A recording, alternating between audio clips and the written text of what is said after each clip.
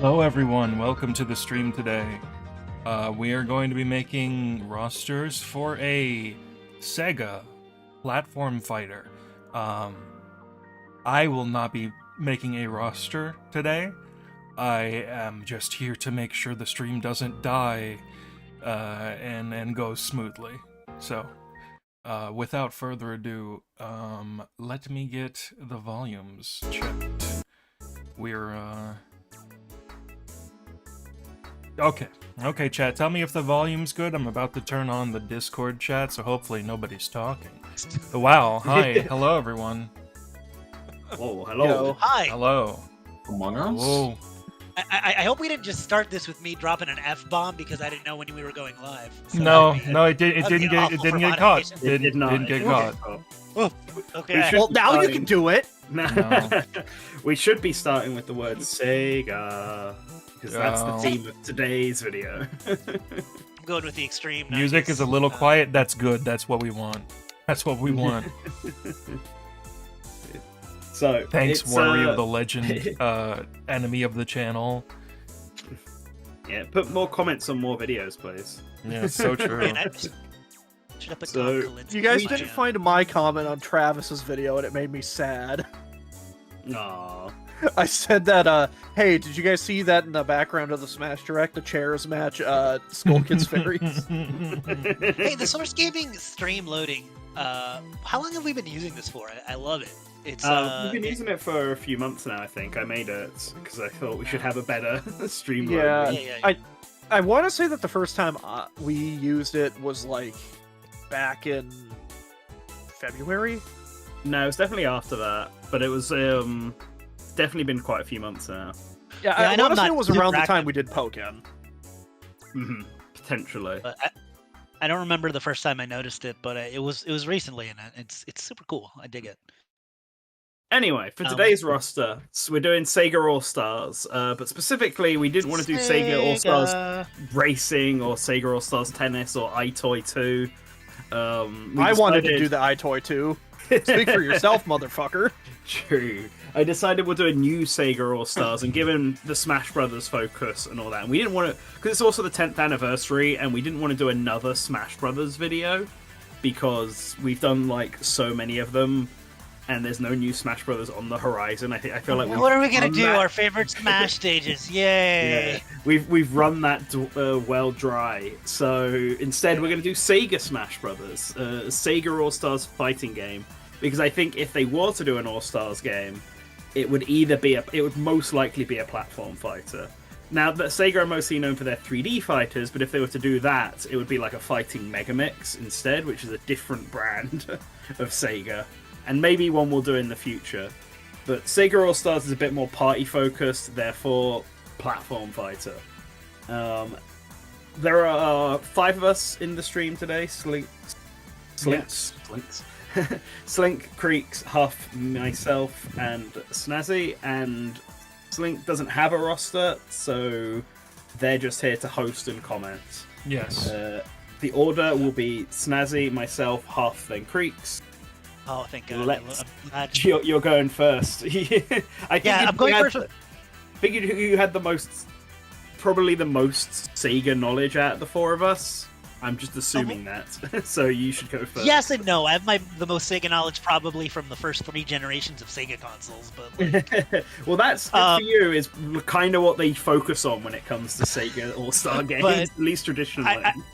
I want to say that this is the most stream of like thought roster I've ever done. I just like wrote down a bunch of stuff and I didn't even think about it. I'm like, let's go. So No I'm gonna start with head Sega.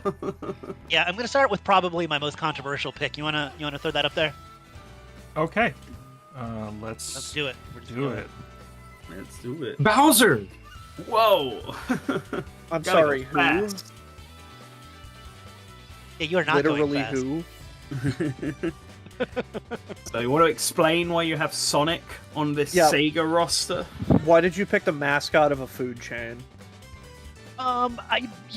It's because of his modern relevance. He's got movies now. If he didn't have movies, he wouldn't have been in. But he has movies, so we need corporate synergy. So true. So Oh, it's not. okay. Okay. Just want to make Awesome. sure everyone's tapped into the Discord stream and not watching on YouTube. Yes, I'm tapped in. Okay. Yeah, I did that because I feel like you were calling me out specifically.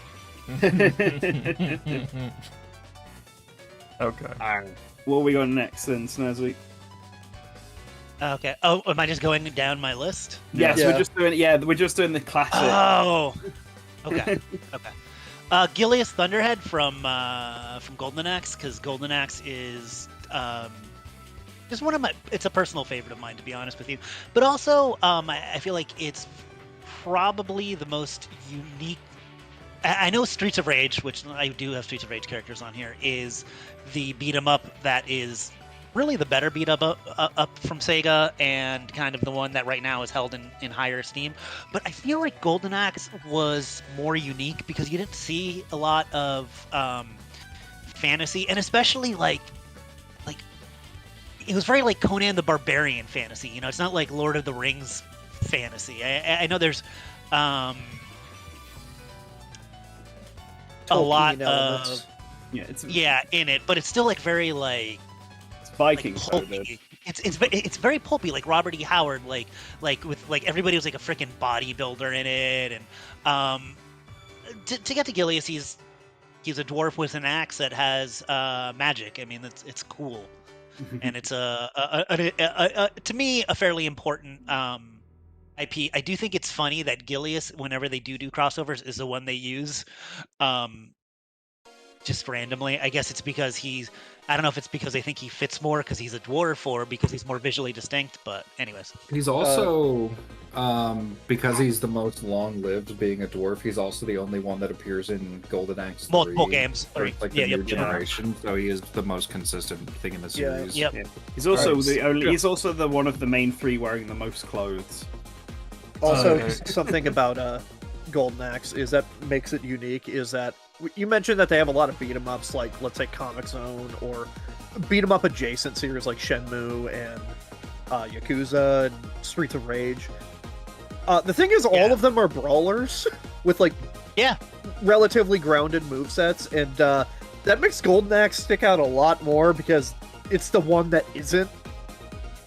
Yeah, and Golden Axe was an important like IP for Sega. Like when Sega did their if any of you guys are into like 8-bit retro gaming and want to spend several $100s on a game or play a game in other ways that I'm not going to tell you how to do, for the Master System, the first Zelda ripoff that they did was Golden Axe Warrior, and it's like almost one-to-one Zelda, but it's Golden Axe. Like I said, I feel like Golden Axe makes a lot of sense just in general, and this guy is cool. I think he has. You know what's terrible, dude? I don't remember in the first game what his magic was. I think it was lightning, right? Or Yeah, it was lightning. Yeah. Yes. yeah, because Tears had apologies. fire and Apologies to the stream. If you saw the display go away, I had to make sure that you wouldn't see my Windows Explorer because I needed to open something. Okay. We're good. We're good. We're good to keep going. okay, keep going. Yeah. Alex Kidd. He's like the hipster. He's like Sonic for hipsters. It's like, well, I actually like Alex Kidd. You've ever played his games? They're all right. You shouldn't. They're totally all right. They're good. I They're not just Mario games, which is why they replaced them with Sonic. They're pretty good. I remember when they brought back Alex Kidd for Sega All-Stars Tennis as like the throwback character, and since then he's just sort of just stuck around from then on. Like, he's just become this retro thing that Sega just likes to talk about. It's almost like his popularity was saved. Can I just say, I fucking hate Alex Kidd's design so much. Oh, he's just a kid. It's interesting, right? Because but there's like some like monkey-esque features in it. He's a Yeah, little too. I don't know what it is about Alex Kidd, but he pisses me off. Yeah. It's just like I feel like if you're doing a Sega platform fighter, there is no world in which Alex Kidd isn't in it. Unless Oh, it's I like, agree. I agree. Yeah. I didn't pick Alex Kidd because I fucking hate him, though. He's like the Mr. Game and Watch of. He would Mr. absolutely Game be and here. Watch. I will say this ahead of time. I originally was conceptualizing my roster around the idea that it was not going to be a platform fighter, and when that got dropped on us, I did not change my roster nearly enough to accommodate, and you will see that when we get to mine. You say dropped on us, but it was very clear from the start. It's like we're gonna do. When I decided to stop, when I decided to stop paying attention to our group chat. No, it was. I started conceptualizing Sega roster from like the moment that it started doing well on the last poll, and then I just kind of kept going from there. So let's keep going. I'm doing this fast, man. Gotta go fast. Knights. I think they are called the Knights, the characters. I'm not sure. I feel like Knights is a very cool series. I feel like aesthetically they fit so much into this sort of genre. Mm-hmm. But the only problem with Knights I envision in a platform fighter is that their entire identity, the entire point of the game was 3D movement, which is not going to be in a 2D platform fighter, and free flight, which is also not going to be in a platform fighter. Yeah. So that's my problem with Knights, is like, how do you incorporate a moveset with them? But I also imagine you just make them kind of very floaty characters. Yeah, I would imagine something like Rosalina, where they're sort of just floating around. Exactly. Yeah, and it makes sense for them to be light and do kind of lots of tip damage and that sort of thing. But Knights has always been a series that I've really enjoyed, and one that I think needs more representation. And I feel like it's a very good Sega Saturn, representative. Now there are a bunch of other Sega ones. Saturn, right? Well, I mean, if you did like Panzer Dragoon, which I didn't. There's other games that I think of when I think of the Sega Saturn, but Knights is definitely the first one. So, cool. I'm going fast. Oh, hey, Akira. To be honest with you, I just felt like he had to be in here. I don't even really care about Virtual. Yeah, no, he's one of the characters that kind of like just needs to be here. He is their fighting game character. If you don't include them on the fighting game roster, it's kind of, buddy, what are you doing? Yeah. Like when they made a crossover, they made like a weird crossover game called Dengeki Bunko, which was like a crossover with one of their magazines, and they just included a bunch of characters from that. They chose a couple characters from their internal studios, like Sega games. And Akira was like one of 2 guys on the entire roster. And he was also one of the like 4 characters they picked from Sega. He's a must-have. Yeah. Virtua Fighter is just big, and it's a fighting game. He's a basic choice, but he's... Yeah, and I'm not he's mad the choice about for a reason. the choice. Yeah. Yeah, I was about to say, I'm not mad about that choice at all. Like, it's just that, like, yeah, he's the basic choice. All right, let's move on. It's just hard to talk about Akira because, like, it's just obvious. What do you want to say? BD show. Okay, so number 1, I think it's nice to get a little color on the roster when you can. Why not? But Crazy Taxi, man, it'll be really funny because they obviously can't use any of the licensed music from Crazy Taxi. So there'll be all of this, like when you watch old episodes of Daria on DVD and they replace all the music from MTV with like generic rock music. So it'll be funny to hear like this vaguely sounds like The Offspring, but it's not. But Crazy Taxi, a lot of good times. I think it's another one of those games that's Sega classic, something that comes to mind immediately with Dreamcast. And I feel like you have the opportunity to be like, yeah, we could work a taxi into his moveset, or just go like full Captain Falcon and just do whatever you want with him and just be evocative of driving a taxi. So he was actually a very easy choice for me. Yeah. So, question: Is he? Yeah. He in the taxi, or is this a Captain Falcon situation? It's a Captain Falcon situation, man. I'm not Okay. I'm not taking one of like the handful of like 2 or 3 black characters that I have and putting him in a taxi. I feel like that's just bad optics, man. Yeah, Okay, but but like, Snazzy. is his final Sega Super going to be running someone over in a taxi?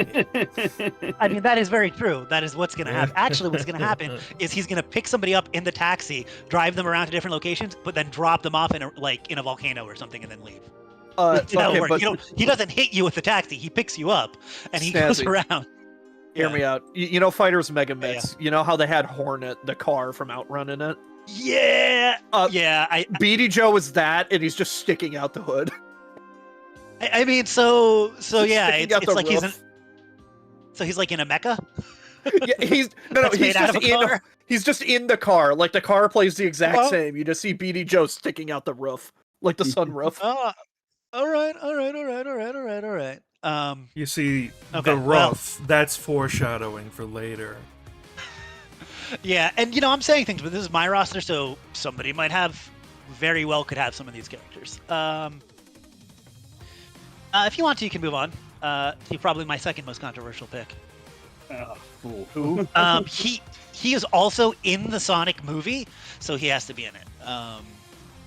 If it You wasn't gotta for that, fuck represent him. the second movie. So Yeah, This is the Sonic movie 2 rep. Thank you. yeah. Right. Well, next then. Yes, whatever. Oh, what? 2 Golden Axe reps? Screw you guys. I like Golden Axe. Plus, her alternate costume can clearly be that Xbox 360 game that also starred her that nobody but me played. Yo, iconic game that I own, Golden Axe Beast Rider. Yeah. I own 2 games for the 360 made by Sega. That and Sonic 06.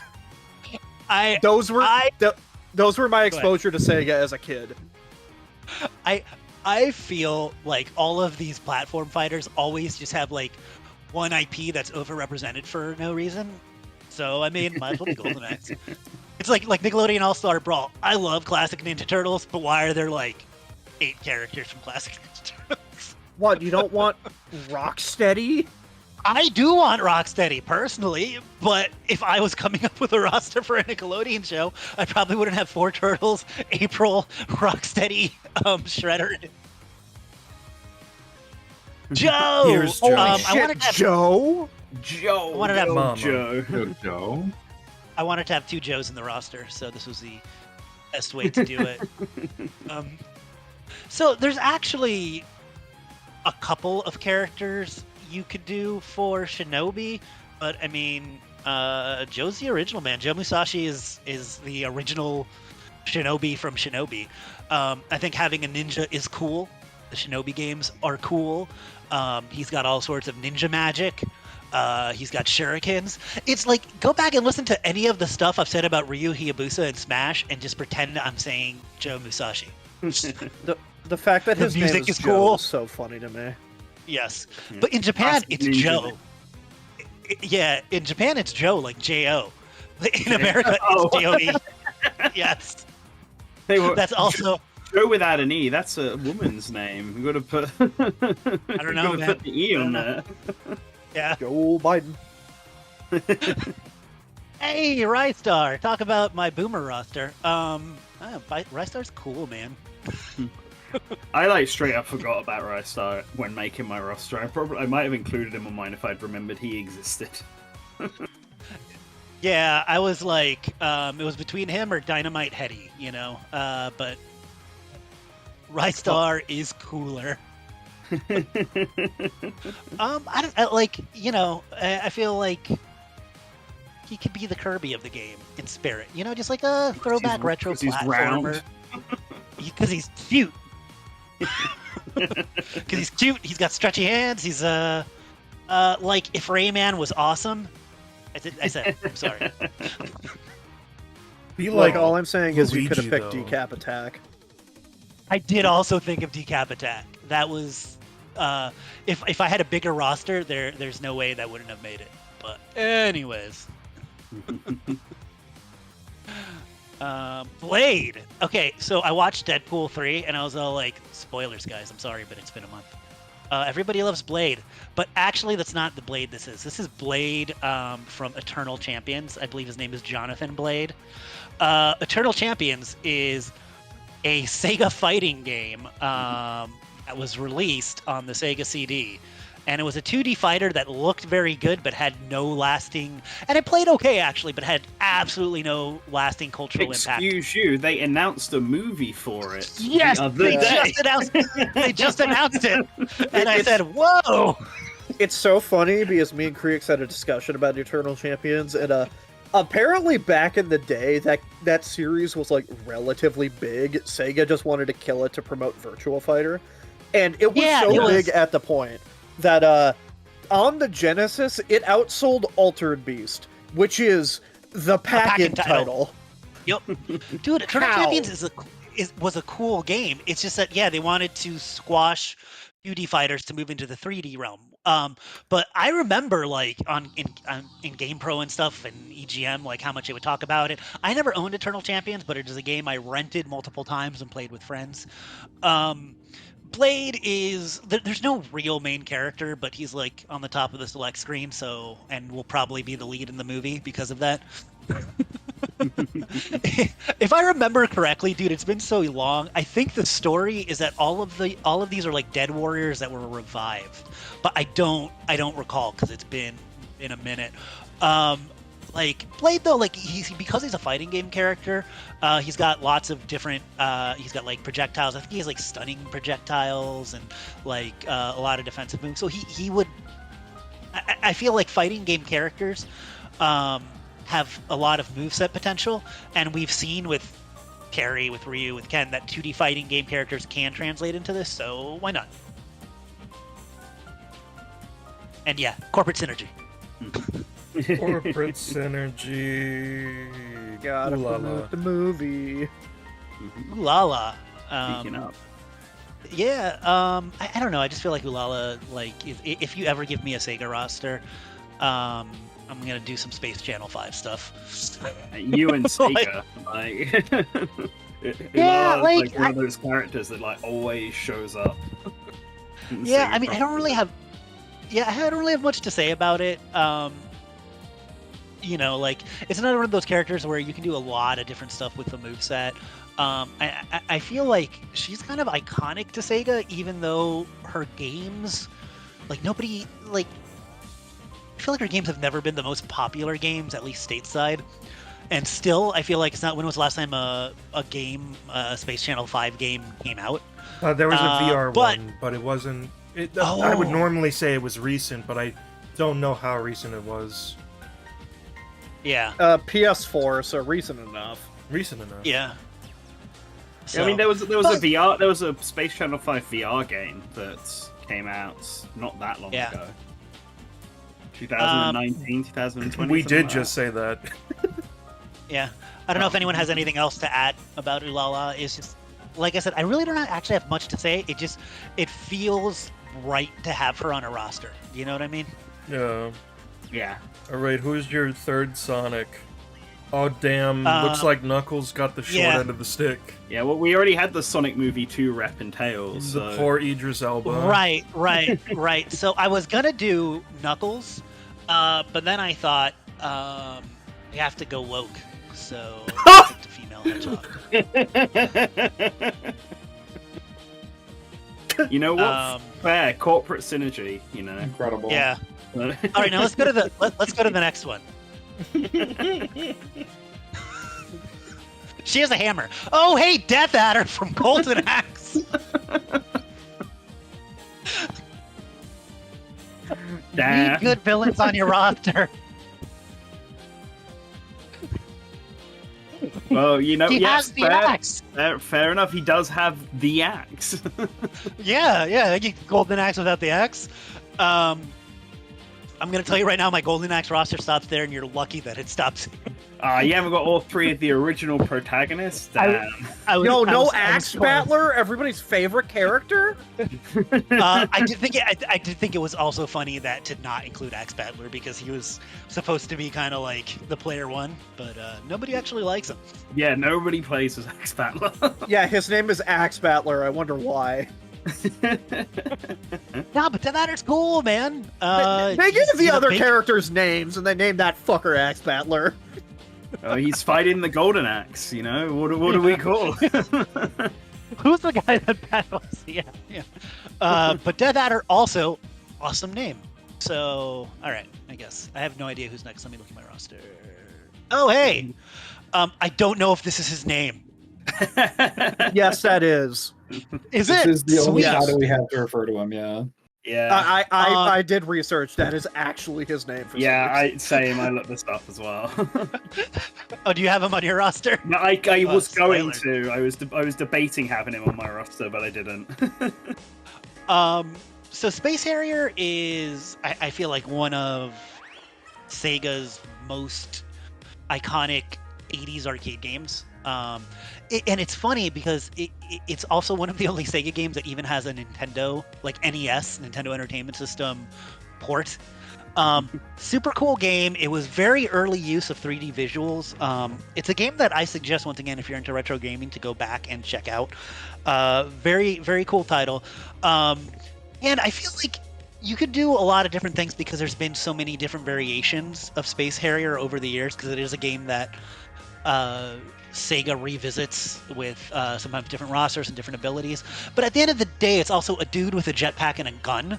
And the gun can maybe do different things depending on the game. Because it's, if you haven't played it, it's like a third-person rail shooter from the 80s. Yeah, if anybody's not played Space Harrier before, all you need to do is buy one of the Yakuza games where they have arcade games. It's in every single one of them. It's a good game though. Like honestly, like there's I as much as I like retro games, I go back and some of them like this is not age well, and if you introduce it to somebody who's has no nostalgia for it, it's going to suck. I don't think Space Harrier is one of those. Like especially the actual arcade port. But yeah, like an important part of Sega history, moveset potential, cool sunglasses. He's got everything.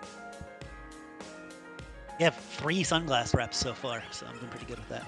Hey! Yeah. What does Death I feel Adder like count under? Golden Axe? No, I mean, like, you can't see his eyes. Yeah, that's a sunglasses helmet. or not. It's a helmet.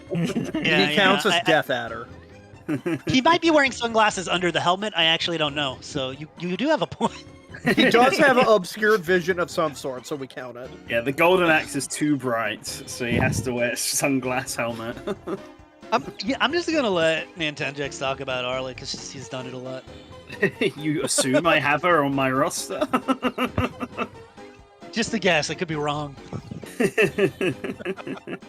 Then feel free to move on. Yeah, well, I'm gonna let Nintendex go off on Arla later. But cool game, puzzle rep, magical girl, stuff. Friendly reminder that Nan sucks at Puyo. How dare Yes. you? That was the past of me. I'm a changed man. So anybody who knows me knows that I would have Alice Landale on this. Yes, I roster. fully expected to see this. Yeah. So Nintendex and I played for a podcast Phantasy Star One because I made you. Because I'm not trying to get people to play Phantasy Star. No regrets. It was a great game. Yeah, I think the original Phantasy Star came out the same year as the original Final Fantasy, and it looks like it's from a different console generation. Like it's such a good game. The combat was maybe not the best, but in any case, I was thinking of doing something from Phantasy Star Online, which I think is probably the more popular pick. If you were gonna do that, more relevant one. Right, but I like the classic Phantasy Star games, and I think Alice is a good protagonist. She's a female protagonist in a video game from 1986, same year that Metroid came out, or was it Yeah, Let me just same year. double-check that. Same My- year. Yeah, Metroid was Okay. 1986. Yeah. No, but I'm making sure that Phantasy Star was 86 and not 87. Oh, okay. But Sure. regardless, Oh, right, yeah.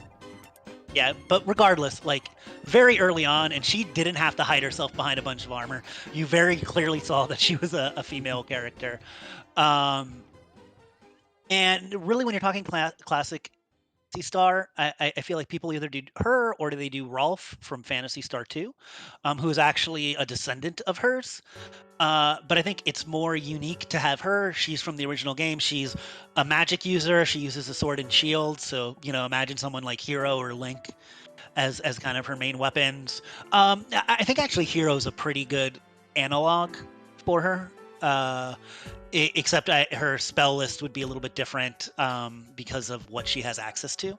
But I feel like it's actually a very important game too. I feel like Phantasy Star was, I feel like, the origin of all of the sci-fi JRPGs. Like, it kind of all started there. And I know that it's not seen as this important series, but it was at one point. So it's a cool game. She's a cool character. She's got good moveset potential. I don't know if I have really anything else to say. You have anything to say, Nintendix? No, I mean, classic RPG heroine. Yep. Uses sword and magic. What more do you need? Exactly. Okay, let's go. Hey, he's my friend. He's my amigo. He's your amigo. I don't know, like Monkeys with Maracas just sounded like a good addition. I feel like it's a Sega IP that's a classic, but it's still it's one of those Dreamcast era Sega games, but it's still relevant. Like they came out with a game like last year or this year, actually. No, last year. So yeah, I think anything that you can do kind of a rhythm-based moveset is fun. And I had a monkey quota, so.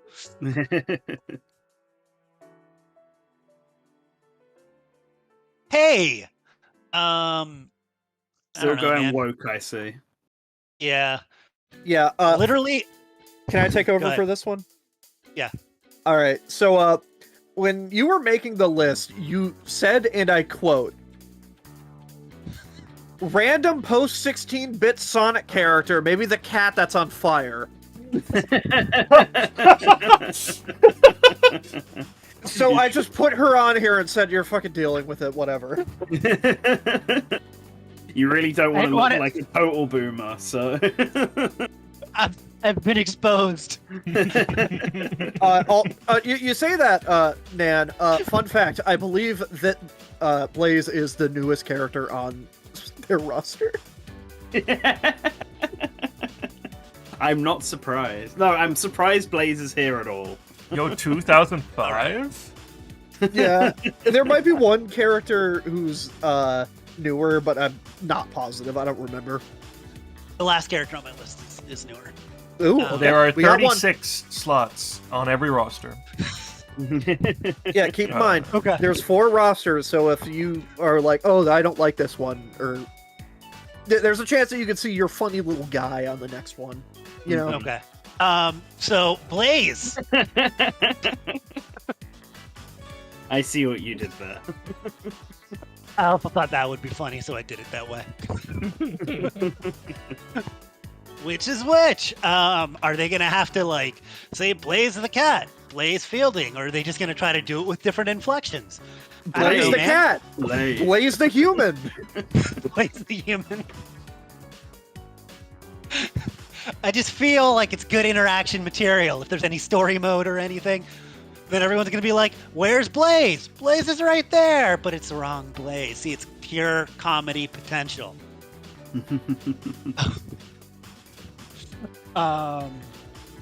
But yeah, Streets of Rage is cool, and I like Blaze from Streets of Rage. All right, Huff, did you just time someone out in chat? No, I just deleted the message. Okay. Yo! Oh! that's so good. Like this, Oh fuck yes, Opa.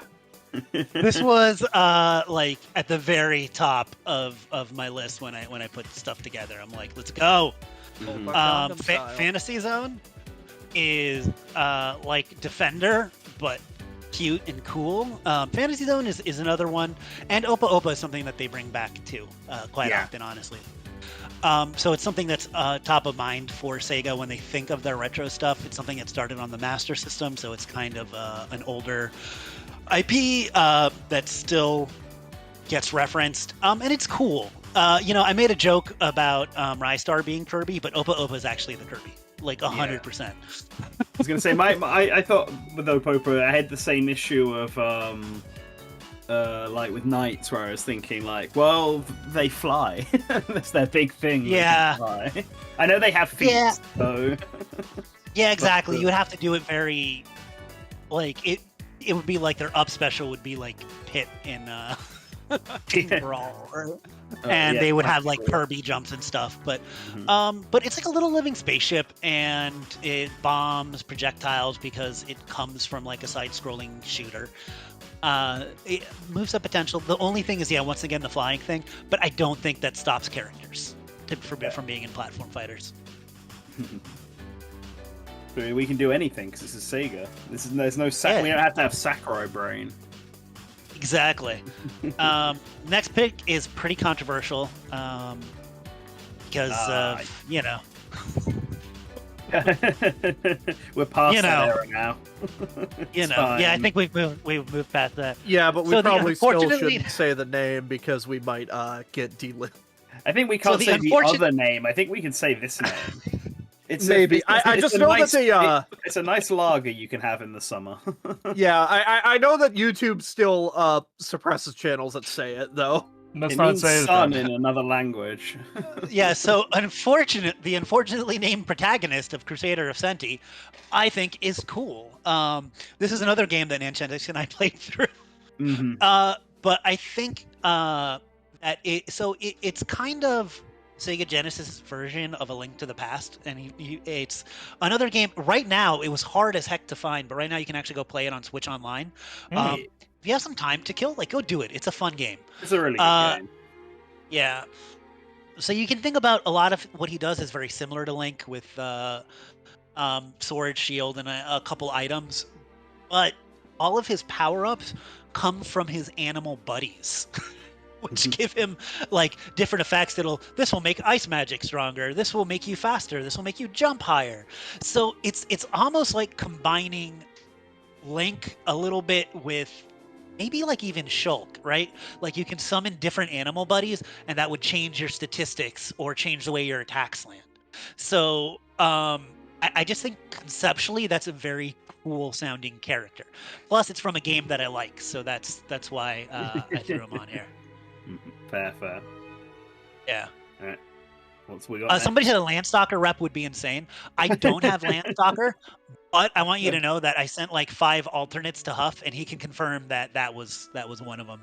Hey, you want to talk about this one? John McCain. John McClane? No, that's Bruno. We don't talk about character this. Bruno Delinger. Yeah, we don't talk about Bruno, so let's keep going. I believe it's Bruno. It's Bruno Dillinger, like the gun, right? I think so. Yeah, but saying Dillinger is funnier. It is funnier. So yeah, just real quick. Die Hard Arcade is a funny game. It is fun to play. Apparently, so maybe somebody. I actually don't know this. So in Japan, it was always Dynamite Cop, and they just reskinned it as Die Hard, or did they not have the rights to do Die Hard in Japan? Like, why is he a separate character in Japan and not Bruce Willis? I mean, he's from a game called like Dynamite Deca, which is Deca being the Japanese word for cop. And then and then they made it a Die Hard game. I'm not really sure the history of it. Yeah. I don't know if it's just one of those cases. I don't know if it's one of those cases where they just reskinned it because they had America had the license to Die Hard, so they were like, "Let's do it." Because in America did get Dynamite Cop, but in Japan that's known as Dynamite Deca 2. So I just thought it would be really funny to have not Yes. Bruce Willis in this game. Okay. Yeah, This was a die-hard game that was made to be a tie-in, but they didn't have the rights to it in Japan, so they just made it its own IP, and then when they continued the series, it just stayed Dynamite Cop. Yeah, I was about to say Die Hard Arcade actually is older than Dynamite Cop. Got it. I see. Like I was never sure about that, but also a fun ass game if you ever get a chance to play it. very Okay, fun. move on. I had to finish off my monkey quota. This is one of the only games that Sega consistently makes games for that isn't that isn't Sonic and isn't Yakuza. Yeah. So So- that's Well, because really it's good, and then also he was made really by good. the Yakuza devs. Yeah. They're just allowed So, to do it. By the way, something I do want to say is when I originally put this together, I'm like, oh, we're not doing like Atlas or Rovio or anything. And then later people are like, oh, no, we can do it. I'm like, well, screw it. I already made my roster. So don't expect anybody from anything that's not Sega. I mean, technically, Corona. Oh shit. Whoa! Technically, Sunboy. Yeah, was not. published by Atlas. Crusader Ascentes was. That's true.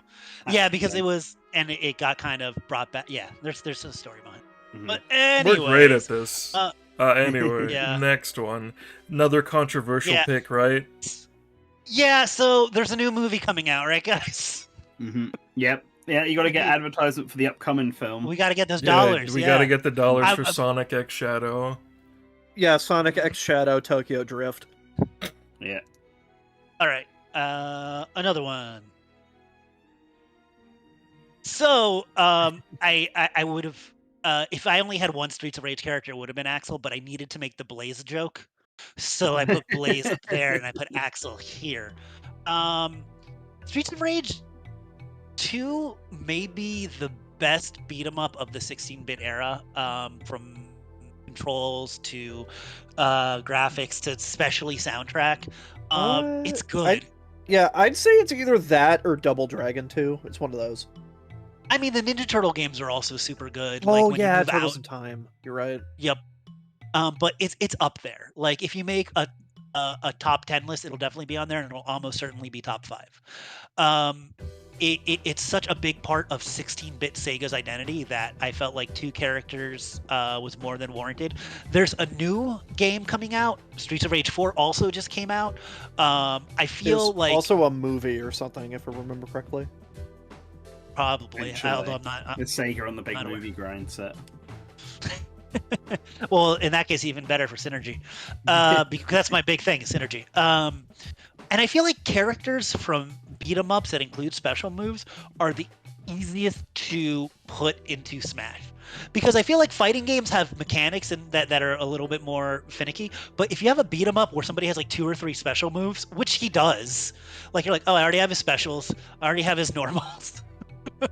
So I feel like they're like those are like the some of the best characters to put into a platform fighter. You really just need to but make yeah. up like up air, Yeah. down air.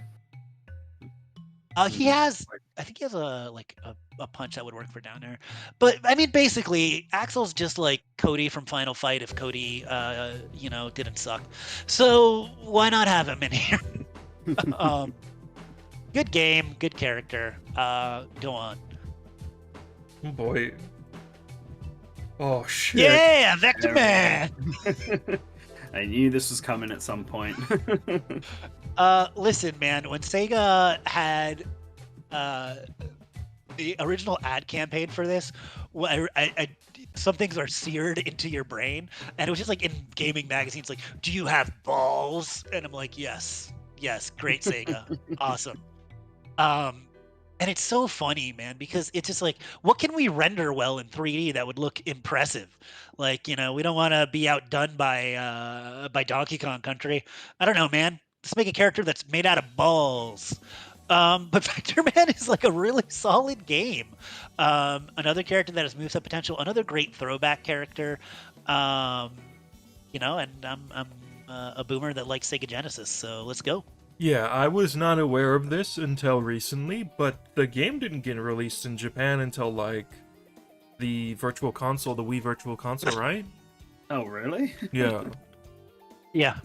Damn, it's the Star Tropics of the Sega universe. Vector Man 2 didn't even get released in Europe. What the hell? Oh, you thought we couldn't get any more boomer than Vector Man? So true. I thought about putting Sketch on my roster, so I'm surprised you didn't put mine in the beat 'em up column.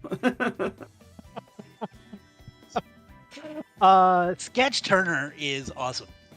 Sketch Turner is the most 90s character design possible. Sketch Turner, I feel like it's not talked about a lot, the fact that this came out of the 90s comic book boom. Like at the time, this was one of like the high points. You get like right after like the Jim Lee era X-Men. It went into all of those dudes left and they made Image Comics and they're like, oh man, independent cool comics. We need to get on that. So Comic Zone for the Sega Genesis is one of my favorite games that I've never gotten past level 4 on, because it is super fun conceptually to go through, but it has a terrible difficulty curve. But it's so interesting, man. Like when you're looking at a character that can kind of break the fourth wall, which I hear is popular with the kids nowadays. He breaks the fourth wall. He talks to you. He moves through panels. He tears stuff off. He has like an inventory with his inventory system, with the way that he plays with the background, with his pet rat. Like there's a lot of like interesting applications for his moveset. Like honestly, he could be a very, very unique character. In a lot of ways, and plus, like I said, he's the most 90s thing you could like put onto anything. And they're also You making forgot a movie to for also him. mention that his pet rat is one of the items that he can use, and his pet rat is charged with lightning. Yes, It's true. It's true. If you hold down, I really wanted to do Sketch Turner on mine, but I had enough like throwing hands beat 'em up characters. Comic Zone has been one of my favorite like classic Sega games because for my entire life, because I was exposed to it through the Sonic Mega Collection, which was how I got into Sega games and like Sonic when I was younger. So I really wanted to do them. I'm glad somebody has them because I was not able to fit them in. Comic Comic Zone- exact same history on my end. I really like Comic Zone. Played it through the Sonic Mega Collection. But I also have too many other guys who throw hands on my roster to just. you cannot have too many guys that throw hands on a fighting game roster. True, Sorry. True. Sketch would have probably been more unique than some of the choices. So So I will say this again, like because I have the opposite roster philosophy for Sega stuff compared to Snazzy. My issue was I had to remove characters at the end to add a couple of Genesis characters in because I realized I had nothing that remained on the Genesis. I had Genesis characters, but they were all like characters like Streets of Rage and Sonic that had later games too. And I was like, I need some Genesis retro picks, and so I reached in the bag, and unfortunately, I did not have space of the 2 or 3 slots that I pulled out for Sketch to be one of them. Oh, don't worry, guys. I got you. You're lucky that like. But you got us. We're lucky that that you're here. Comic Zone. This is the right order because I feel like we're going to be just going through history of Sega in chronological order with these rosters. Okay, dude, Comic Zone is such a cool concept for a game. I just wish that it wasn't that bullshit. It's not. But the thing is, it's not even that. Like, I feel like the way it plays and a lot of the concepts and the puzzles and stuff are really good. It's just like the actual. It needed to be easier. Like, Yeah, it's really such the a problem. drag to play, unfortunately. It takes 8 years to kill an enemy. Your health is super low. You get blown up immediately. Like, it's a balancing issue. It's not even a controls issue, which is the weirdest thing about it. I mean, he is just a It's comic also book artist. the Streets of Rage like effect where you punch things in the environment and it deals damage to yourself as well is the highest that I feel like it's ever been in Comic Zone. I do want to say I don't have this on here, but Max from Shining 4, there's a lot I had. Nigel from Landstalker. There's so many Sega Genesis reps. Somebody said in the chat, I'm a calendar man. You take that back. Cody rocks. Listen, I actually do like Cody from Final Fight. I just think that Axel is in every way a cooler character. I agree. Like, I think Cody's actually cooler, but he's only cooler in Street Fighter, so Yeah. it doesn't count. yeah, that's true. That's true. Yeah. Cody Street because- Fighter, sick. Cody Final Fight, yeah, he's okay. Yeah, like, 'cause Cody in Final Fight is the most generic you can get. And I feel like Axel started like that, and then they started making him more like Yeah. Hobo. more gruff, and they started giving him the fire effects and stuff. They and it made him became- homeless. They made him into Cody, Ken. Yes. Cody Travers, I Or did love they that make man, Ken but into Axel? Final Fight 1 Cody is literally just like a white guy with a middle part and a white t-shirt and Wrangler jeans. There's not much special about it. Not the Wranglers. So, I want to also point out that they did announce a Comic Zone movie in 2022. I don't know if Yes. it's still happening, but it Coming is. 2026. Yeah. So I guess we can move on to a not Sega Genesis rep. So let's see. Talk about Vice? man. Yeah, Vice is cool. I like Skies of Arcadia a lot. I think it's a very solid RPG. I didn't want my Sega RPG rep to end up being just like Alice Landale from the Sega Master System. I needed a little bit more variety. So yeah, I mean, I feel like JRPG protagonists in general, and Skies of Arcadia has some cool mechanics too.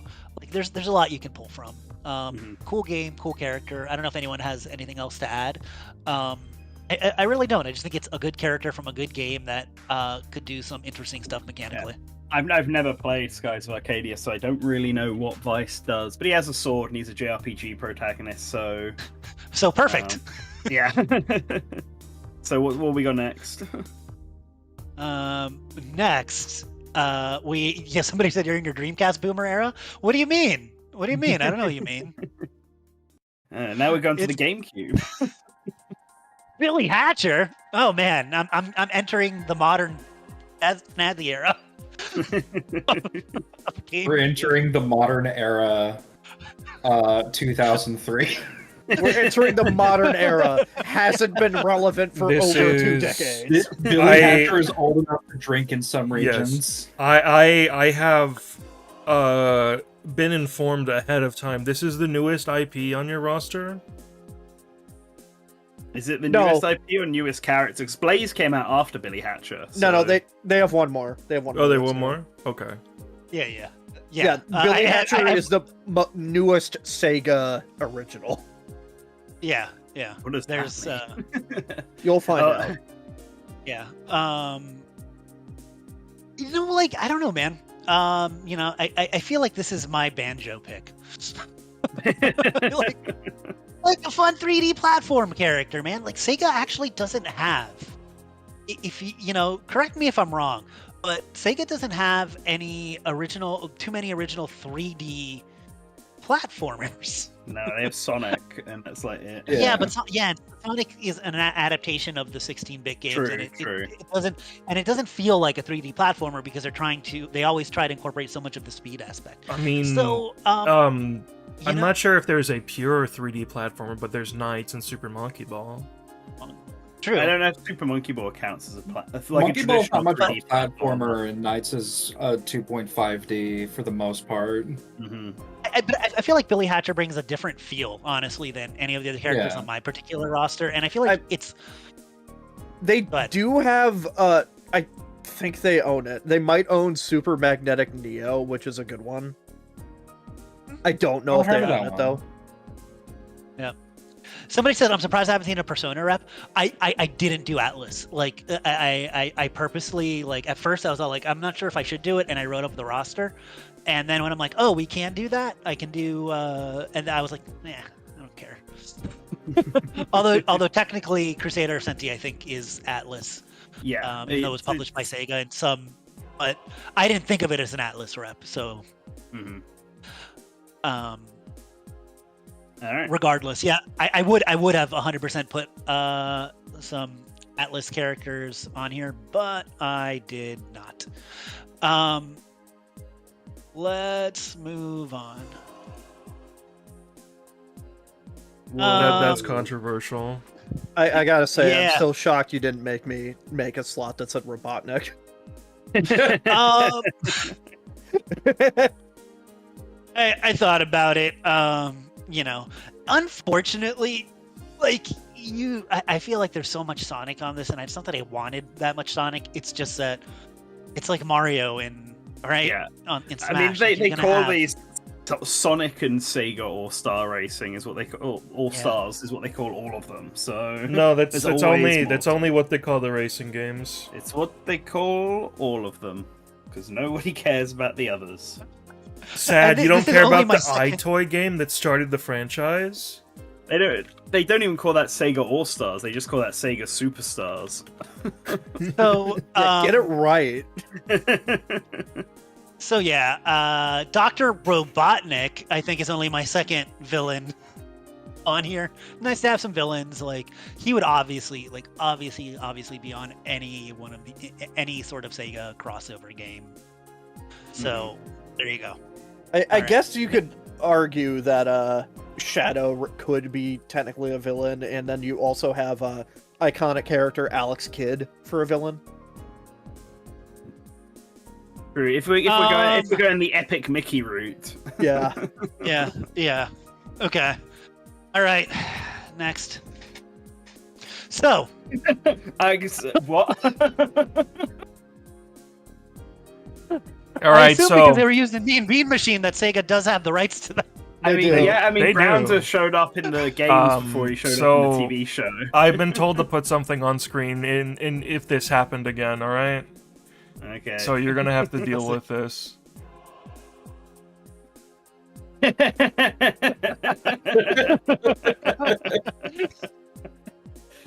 There we go. That was the GameCube and DS. That would have been perfect, given the roster choices. Thank you, Sanai. So, I was talking to Huff about this. I'm like, but you can do whatever you want with their moveset, right? You could get it so their down special is they summon a present, and then they can take things out of that present, like spring shoes or tomatoes, and then use that with their action item, right? With their neutral special. You could have them do maybe their up special be a boombox, and then the boombox will play funky music, and then if you time the beats right, it'll make the people around you dance. And I'm like, dude, you're not letting me put in Toe Jam and Earl, so I'm just literally going to give them Toe Jam and Earl's moveset. You really should have done Dr. Robotnik now. Yeah. I'm just imagining the fucking Robotnik theme from the TV show. That's been playing in my head the entire time that this slot's been on screen. I would put it on the stream, but I'm fear of getting copyright claimed by, like, Pingus memes. No, not the Dr. Pingus monster. I was very, very upset that we couldn't include Toe Jam and Earl because they're not owned by Sega. Just want to get that out there. Workaround. Yes. All right. Let's Oh go. my god.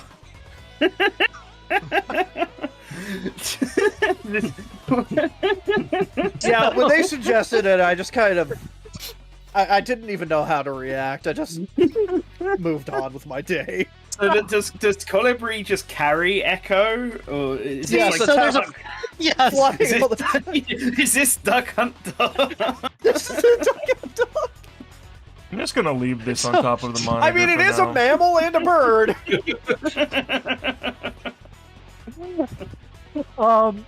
So here's the thing, right? I can't not have Echo the Dolphin on my roster. But the problem with Echo the Dolphin is as a fully marine mammal, he can't really move on land. So I'm we looking put at it other into games. Super Monkey Ball. Oh man, I was looking. So I'm like, oh, you know what? The developers of Echo the Dolphin. You know what else they made? A little Sega 32X game called Colibri, which in which you play a hummingbird, right? And the hummingbird has free flight, but it's just like a shooter. He's just shooting. It's just like instead of a spaceship, you're a hummingbird. Probably one of the best Sega 32X games, which means it's a very solid 3 out of 5. Because screw that system. Sometimes So this is representing two series. it's 2 completely different series. Yes. Okay. So I'm like, well, I can't put Calibri in there because unlike like Knights and Opa Opa have legs, they can at least walk. Calibri is just flying. Like you can't have a free flying character. I'm like, but what if that character was carrying a heavy dolphin? He can't fly too far then. This is true. This is true facts. So by combining Echo and Calibri, we have the perfect fighter. In water, in the air, maybe not on land. I'm going to say whether water, air, but not land. Always bet on Echo and Calibri. Yeah, I feel like, people like Duck Hunt Dog, right? But you know what's cooler? Like, in a very Sega way. You know what's cooler than Duck Hunt? A dolphin and a hummingbird. Alien Hunter and a dolphin bird. They have echolocation. They have, I don't know, the nectar or whatever Calibri spits. I don't know, man. I haven't played that game in like a while. but perfect fighter. Also, sorry, go ahead. I was going to say the alternative would have been to have Echo in like Dr. Eggman's fucking mech from Sonic Adventure 2. That's how they work on land. The perfect just animal. Echo on the mech, and then Calibri is just like the guy. Calibri is the up special. So I also found out, by the way, at the I don't remember the developer's name right at the moment, but they also made the Jurassic Park games for the Sega Genesis, and I'm all like, can we have like a legally nondescript raptor and not never say it's from Jurassic Park, and just have like the raptor holding Echo the dolphin running around? They're docking. You You may not like it, but this is the ultimate animal. This is the Ages equivalent in Sonic All-Star Racing, where it transforms based on land, sea, and air. Yeah.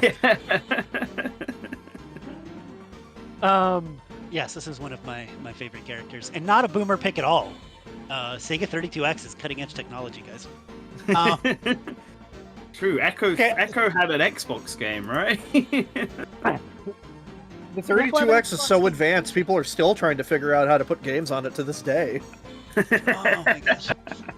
Oh, dude, sometimes people like on social media, on X or Twitter or whatever the hell you call it, they're like, there's no bad retro systems. There's always good games. I'm like, give me one good game on Sega 32X. You're like, Knuckles Chaotix was sort of okay. I like Tempo. I like Tempo.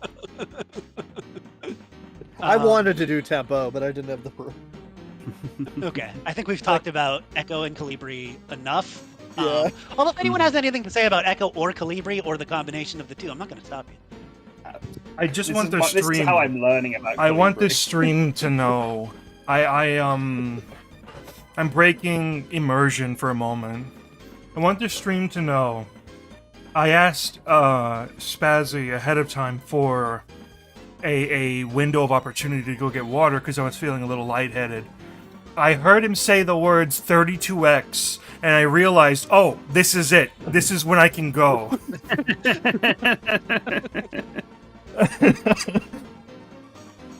You were right. Hey, we got a super chat. Oh, that's in the Making wrong a spot. personal Good bet job. to see if either Huff or Don't worry Slink. Well, about it. Slink doesn't have a roster, so I guess Creeks will have a Duck Hunt Dog-like pick. If neither of them do, I will give another $5. All right, Zach. I guess you're on. Hoops Should have put it on me. Hoops is this? So a lot of people might not realize this, but the Sonic the Hedgehog 2 that we got in the West, in Europe, and in the Americas, actually not the Sonic the Hedgehog 2 they got in Japan. They actually got a game that we got later as Sonic CD, which was deemed too hard for us. So we got a reskin of a game called Doki Doki Penguin. And that's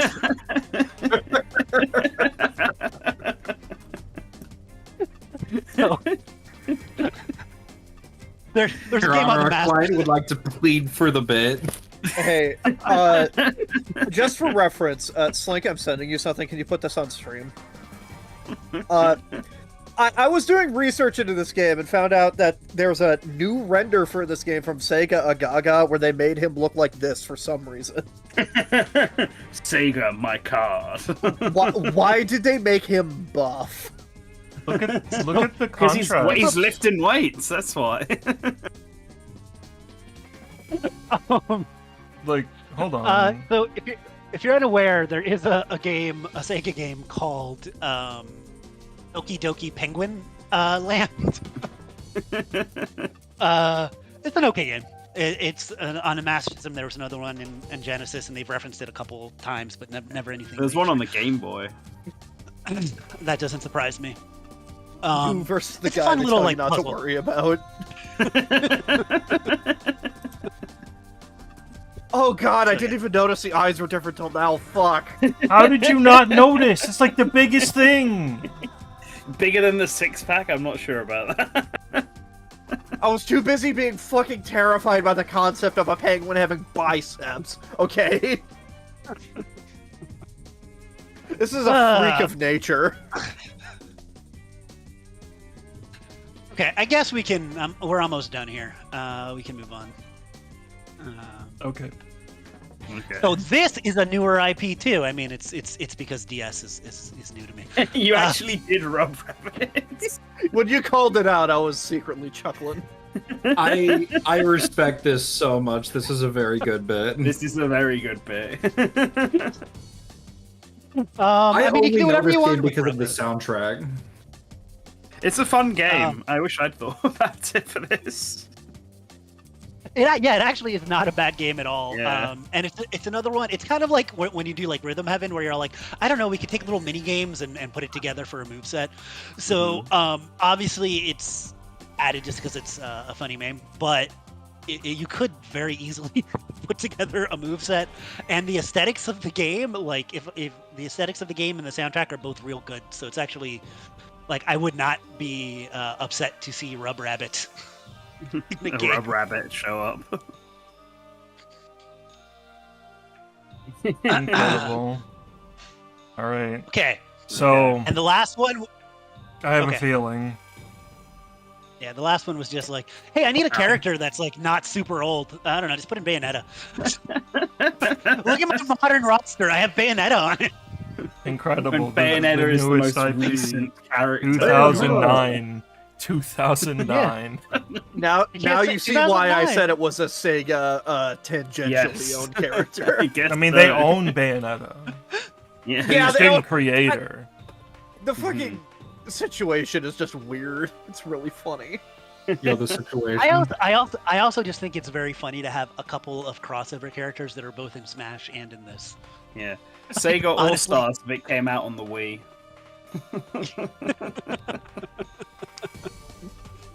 I don't know. I think it's a pretty solid roster, guess. I don't know about Yeah, you. it's but- pretty roster. Pretty fun choices.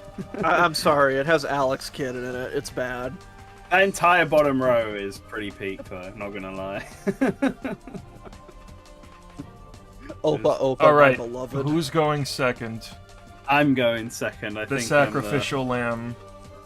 I know. It's fine, because I don't think my... I don't know. I don't think I can top that, but I also don't think my roster's that great. This sort of snuck up on me. Why did I forget the word roster? I'm silly. I'm my brain bad today. Yeah, I think it's because the item in my stream program is called roster, so my brain just went like, okay, it says roster already. Mine's a lot more vanilla than this, I think. I think not enough insanity going on.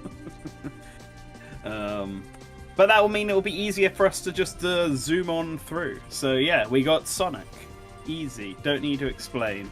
Never First heard of movie him. rep. Next up, we got Knights. Also easy to explain. I want to preface this by saying that this is not the order I'd put these in, and Huff just put them in an order. I So- was stupid and didn't know how to read. So they're all over the place. But but it's fine. Next up, we actually have a character that wasn't on Snazzy's roster because it existed beyond the year 2000. It's Kiryu. What? That's it. We got Kiryu. Like a Dragon is like one of the big Sega franchises now. So of course we have to have some Like a Dragon representation on here. Man, I want you to know One that- second. Mm-hmm. This is not Sega's one of Sega's biggest IPs. This is their biggest video game IP. I mean, I'm Yeah, technically Sonic is a movie correct. IP now. This is true. Nan, yeah, I want you to know that we had all been doing the bit of like Snazzy has the boomer roster, but I had genuinely not properly processed that the Like a Dragon series was just not on his roster at all until you started explaining him. I was like, why are we explaining Kiryu? Kiryu's going to be on all these, and I remembered. Wait you know a what's funny? minute. You know what's funny? I was going to include him, but I said everyone's gonna have him on their roster. Surprised you didn't include Shenmue at all. Like that would have been Oh, your dude. closest equivalent. Did nobody include? Oh man, if I don't know. It's too late now. Damn. Yeah, so it was on my short list. Kazuma Yes. Kiryu, he is the protagonist of 8 of the 10 mainline Yakuza games, and he is beloved. There's the common interview where people cite where like, oh, he can't hit women, and he's programmed not to hit women when you fight him in Yakuza 7. But like, I don't know if anybody's aware of this, but almost every Yakuza protagonist has not hit a woman. And wouldn't. They deliberately keep them out of fights. Mhm. It's a cultural thing, unfortunately. Don't ask what that culture leads to, because there's some bad things. If you've ever seen Poison in Final Fight, you know. Anyway. Anyway, yeah, Kiryu, easy to. I don't need to explain this too much. Yeah, if So you can move on. if anybody wants, you can. If the one guy that really hates Alex Kidd, you can take him off my roster, and I'd hear you in your mind. That person being Huff. All right, next up is another character that was on Snazzy's roster. It's Alice. I was Yo. also going to have Alice, of course. Yeah. Sega's big female protagonist. It's Yep. their big RPG hero, as tons Alice can do. She should be here. Yeah. So we already talked about Alice, so we can go on to Huff's least favorite character, Alex Kidd. I would burn him. I would set his ass on fire. Yep, we talked about Alex Kidd already, so we can move on to the next one. I'm trying to find my fucking mouse. Hold on. yeah.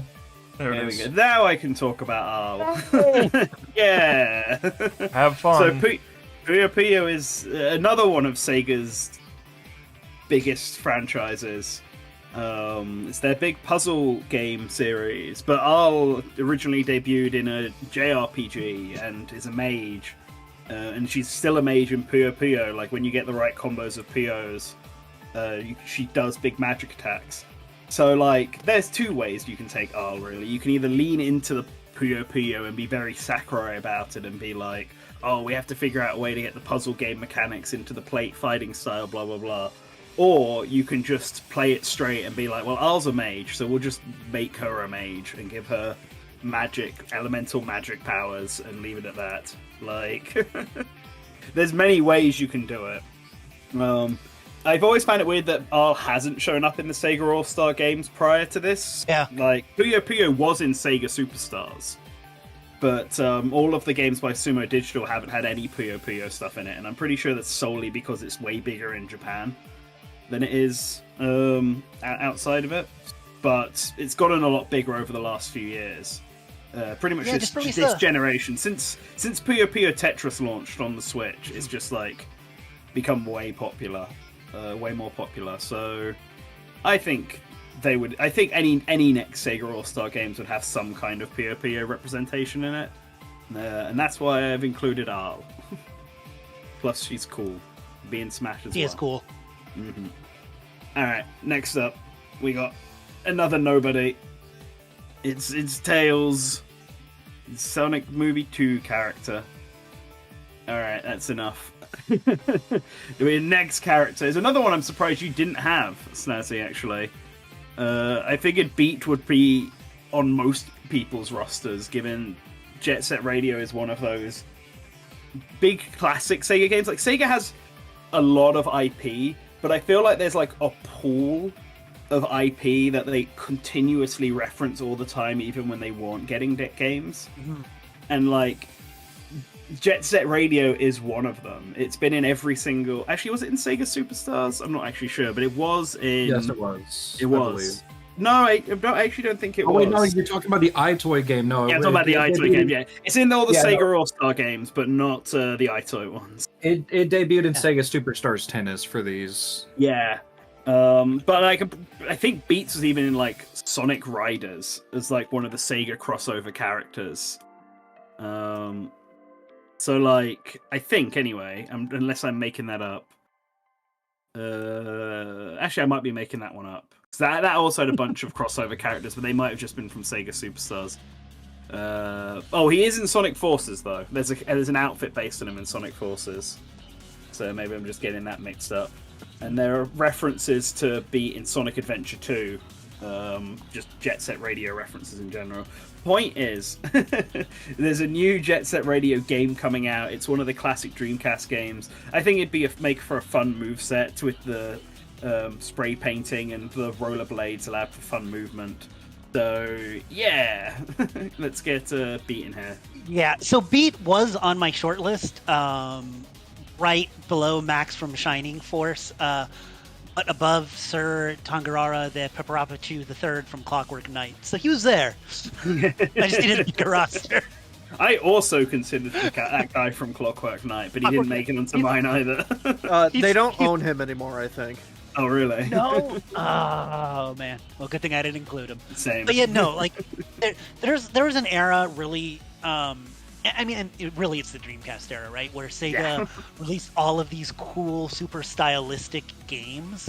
And you know, I threw Crazy Taxi on there, but I feel like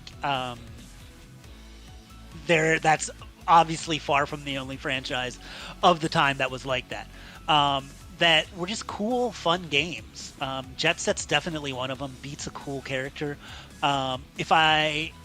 It's not only if I had a bigger roster. If I redid my roster, I might even include him.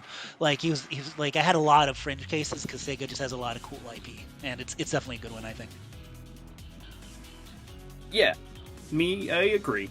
So next up, we can move on. It's Majima, because I figured Like a Dragon is one of the big series, so it should have two characters. I haven't done that with a lot. A lot of my, other than Sonic, most of the characters on here are single representatives of their series, but there's a handful of them I've done multiple reps for. And this is one of them, because they're big. And I think Majima makes sense as the other Like a Dragon rep. He's usually picked as the second one. I think he'd make for a funnier moveset than what Kiryu's more standard one. Majima and Kiryu are regularly tied, when they still did them, in polls for favorite Like a Dragon character in Japan. Exactly. So getting them both on here makes sense. So yeah, I would talk more about the Like a Dragon characters, but I haven't played the games, so Okay, well, you've got me here. I'm sure they'll show up in someone else's roster, so we can always talk about it. Yeah. Okay. Next character, another second rep. I did go for someone from Phantasy Star Online as well, because I figured we should represent both sides of it. And Matoi is the character from Phantasy Star Online that they tend to use the most. She's like the only other Guardian alongside the generic protagonist that the player makes for those games. She shows up in the anime. She's one of the few characters to show up in Puyo Puyo Quest and other crossovers. Like Matoi uses Photon, I think it's called, which is like the magic equivalent for Phantasy Star. and has a big staff that's like an ancient weapon, one of the strongest weapons in the galaxy. So she'd be pretty strong, magic-focused fighter. That's quite popular, and one of the only actual characters from Phantasy Star Online 2 that I think anyone would actually recognize. What's funny is I feel like it's got such a good and it's funny because I feel like Nintendo has several IPs that lean into that sort of aesthetic. Xenoblade comes into mind, where it's kind of that very anime sci-fi type of style, but there aren't that many in Sega that you would add. I mean, there are other IP that fit that as well. I think Phantasy Star Online is an important series for Sega. I feel like it was a series that really sold online for the company, that lasted for more than one console generation. Man, it deserves a rep. Like I said, I there's so many Sega characters that I considered, and this was one of them. I think it's a very good choice, personally. All right, next up is a character that Snazzy also had. Also a character that's getting a new game soon. It's Joe. Good old Joe, everyone's favorite. With another Shinobi game on the way, and this is another one of those Genesis characters that Sega just always shows, always uses, always has them come back. So yeah, of course Joe's gonna be here. All right, we can move on to another character. It's Satan. I love Satan. He's funny. Hail Satan. I had to control myself and not have too many Puyo Puyo characters because I would have added Skezo as well. And I was struggling with Puyo Puyo. I made 8 slots for them and I couldn't decide. I have one for Sig and Chezo and Ringo, Amity, and everybody's favorite character, the fish. Yeah, he is a good choice.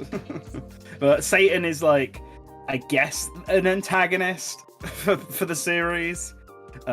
All powerful. I think you could do some fun things moveset wise with him. He's also just a funny villain character. And having more villains is a thing. It is a problem on these rosters. Being the first Sega one, you tend to focus on all the protagonists. So yeah, I went for Satan. Yeah, the artist formerly known as the Dark Prince. Alright, next up. Don't worry, Sonic fans. I got you. I got you back. The Sonic heroes are all here. It's Mr. Punchy Man Knuckles, star of the Knuckles TV show. I like it when he goes bowling. Yep. It's true. You see, I got Sonic Movie 1, Sonic Movie 2, and now the Knuckles TV show representation. Will bowling be incorporated into his moveset? Oh, of course. Side special, right? Thank God. This gives him a ranged attack. Alright, next up, another character from that collection of Sega characters that they always push constantly. Yep. That's basically what this column is here. It's Ulala, rhythm game character, a dancer. It would be a fun character to have in a platform fighter. It's Ulala. And next up is another one, Akira. I think we said this already. You gotta have him in the fighting game roster. It's actually my only Virtua Fighter character, which I'm now realizing, Snazzy, you also only had one Virtua Fighter character. Yeah, I originally had 2 on my roster, but I don't remember what happened that we were cutting it down. If you have one, it's going to be Akira. Yeah, of course, it's going to be Akira. I debated having multiple, but I wanted to focus on other series, and I figured when we get to Fighters Megamix at some point, that's going to have a lot more Virtua Fighter representation on it. So, plus, Akira is going to represent the way I see Akira in this is similar to how Smash did Ken and Terry and Kazuya. Akira will play as close to a Virtua Fighter character as they can. and the thing is too, personally, if if we're doing like a serious roster, you're gonna put a couple Virtual Fighter characters. But I think throwing stuff together for like an All-Star Smash thing, I also was thinking like I don't know, maybe like fighting Vipers or something would be fun as opposed to just another Virtual Fighter character. But like there's like 3 or 4 Virtual Fighter characters that are just top of mind that I'm not gonna say in case they're on somebody else's roster that you could put in. But I mean, it's Akira, man. Yeah. I saw Doodle bring up Carbuncle. Yes, Carbuncle would be an L's moveset. Like, he's got to be. They're together always. Anyway, the next one, though, is a character that hasn't shown up yet. Was actually one of the last ones I added to this one. It's Alicia from Valkyria Chronicles. Oof, I was...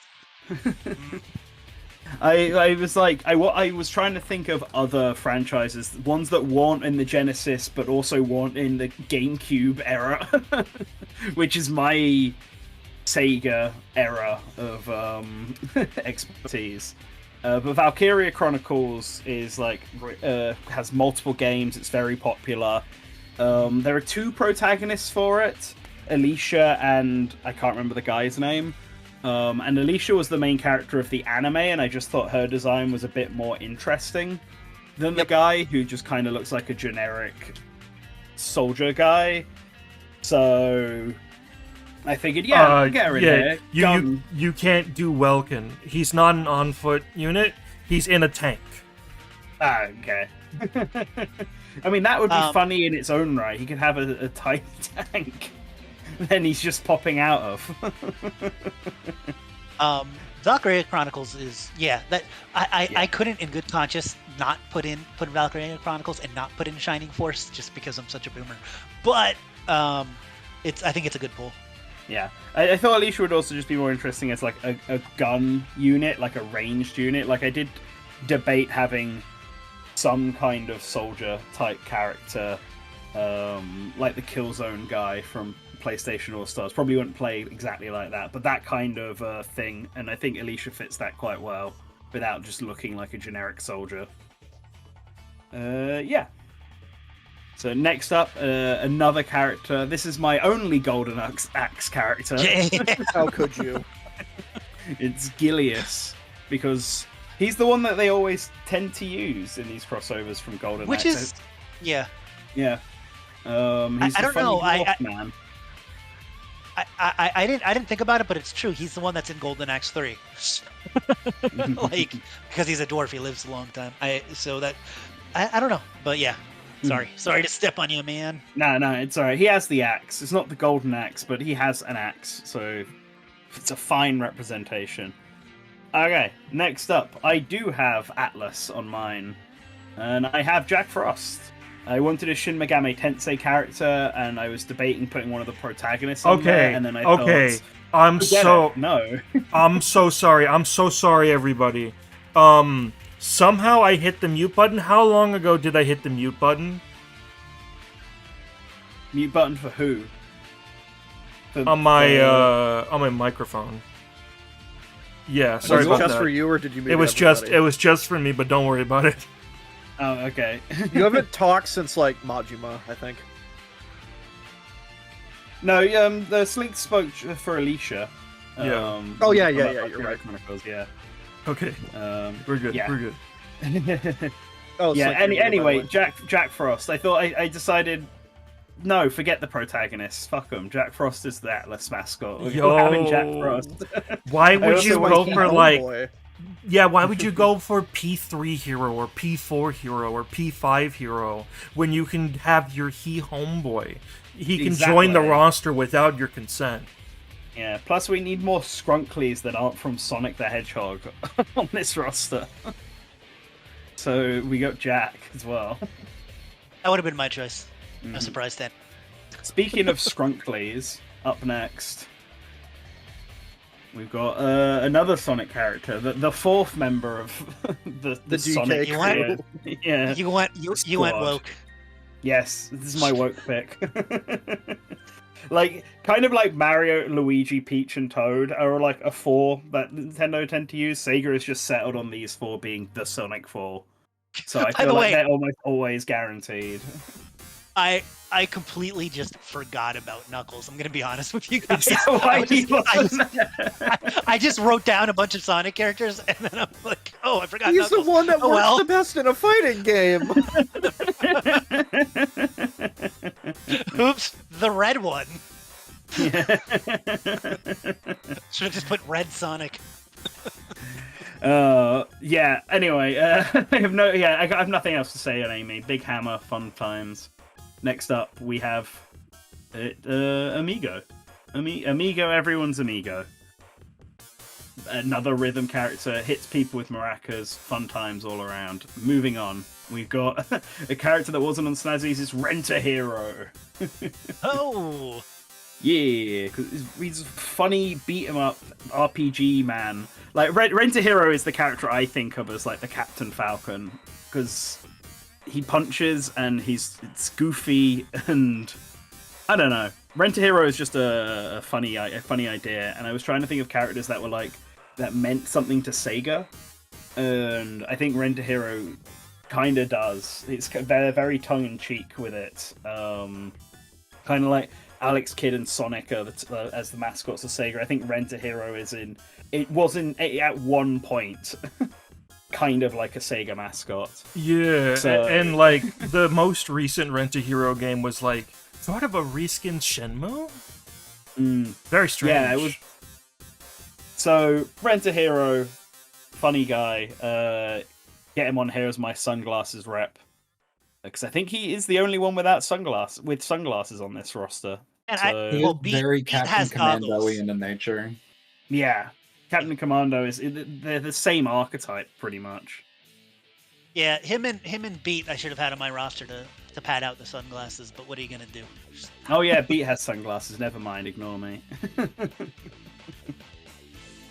Cool. Next up, then, it's Sakura from Sakura Wars.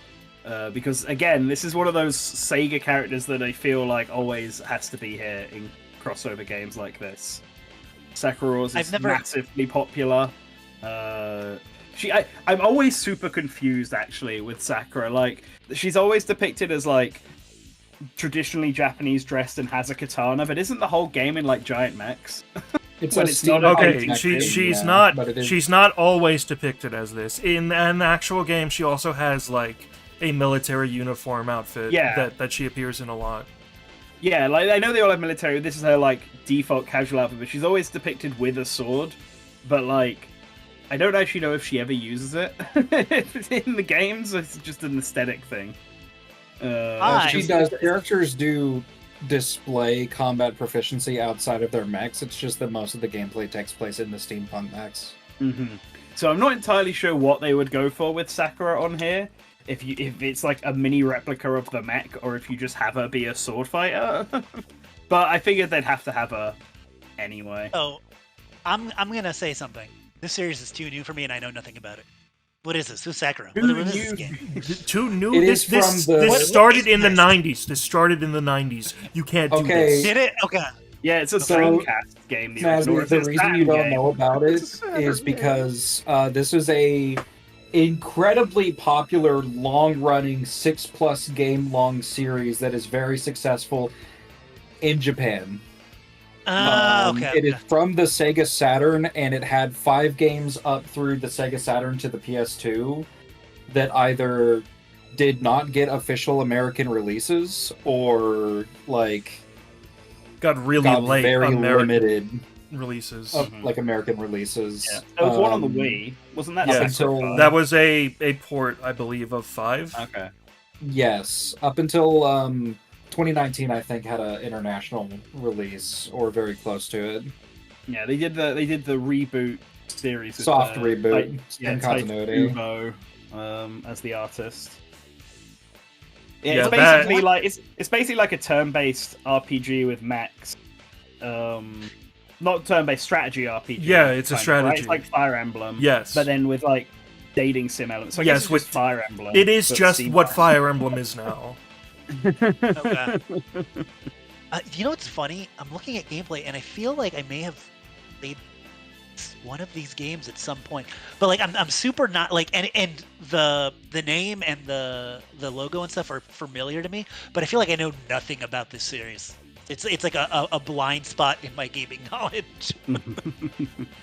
Right, cool. Just saw Next the up. modern anime art and thought, oh, no. I have Blaze from Streets of Rage. Yeah. Blaze is the only character. I didn't go with Axel. I did debate this, but I figured I already had Kiryu, Akira, and Rent-A-Hero as guys throwing arms. So I wanted a girl throwing arms instead to represent Streets of Rage. So I decided to just have Blaze and not have Axel. Maybe if I had a couple more spots, I would have thrown Axel in as well, just to have both of them, especially with it getting a new game and all that. But whatever. Well, what's funny is I honestly do see them either putting in both or neither. Like that's just how I feel it's gonna be. Mm-hmm. Speaking of girls throwing arms, we have Aegis next up. This is the Persona one. I feel like, despite the DLC announcement the other day with the new secret boss, I feel like Atlas is moving away from Persona 5 finally to sort of focus on Persona 3 thanks to Reload. Well, as a temporary stop before they I don't think so. have Persona 6. I don't know. We've seemed to have slowed down a lot on Persona 5 stuff. I mean, that Tactical was last year, I guess, but right now with the answer coming up, they're on Persona 3 hype. And so am I. So here is Aegis. It also makes it different from Smash not to have Joker. So yeah. So unrelated to everything, I don't know why Wario the Legend his comments always seem to be held. When I'm looking at the chat, it's all like, he's not even saying anything weird. Potty mouth. All right. So moving on. We got Sonic Movie 3 rep. I actually think his comments are being held because he spammed every single video on the channel for the Rate That Character stream the other day. Don't worry. I got you, Wario. It's Shadow. He can have the Doom powers because those are actually cool, and they make him stand out without having to give him guns. So I don't know. I think he should get the Glock back. The Glock and the motorbike. He already does have the motorbike. AI. He still has the motorbike. It's the Super Monkey Ball. I debated putting other Super Monkey Ball characters as well because this is another seemingly big series that Sega likes pushing now. Where's Dr. Bad Boon? But I don't really know how any other character would play any differently. Yeah, how do you differentiate monkeys? He could be like if you want, you do a Koopaling where you switch the Koopaling monkey is and the ball. I'm thinking, because the ball's the same shape and size for everyone. Dr. Bad Boon is literally the only character you could justify making a unique moveset for, aside from like the ones in the balls. And are you really gonna do Dr. Bad Boon? I would. I mean, now that you've brought the idea to me, yeah. But not before that. Not above Death Adder, but sure. I gotta prioritize everybody's favorite character, Hornet the car from Outrun. But I mean, Hornet's from Daytona, isn't he? Not from Outrun. Yeah, Daytona. Yeah, I'm a fake fan. You are a fake fan. Get out of here. You are the fakest ever, actually. Okay, I guess. Yeah, one of Shadow's taunts should have him pull out the gun, look at it, and then put it back. Like Ganondorf with the sword. He would still shoot it. What the hell? Alright, choo-choos! That is an interesting pick. Hey, I was debating about having choo-choos. Choo-choo Rocket is like the other member of this Dreamcast era of Sega that they love pushing. But I was like, how would they work? And then I just thought, don't think too hard about it. They would do choo-choos because it would be funny.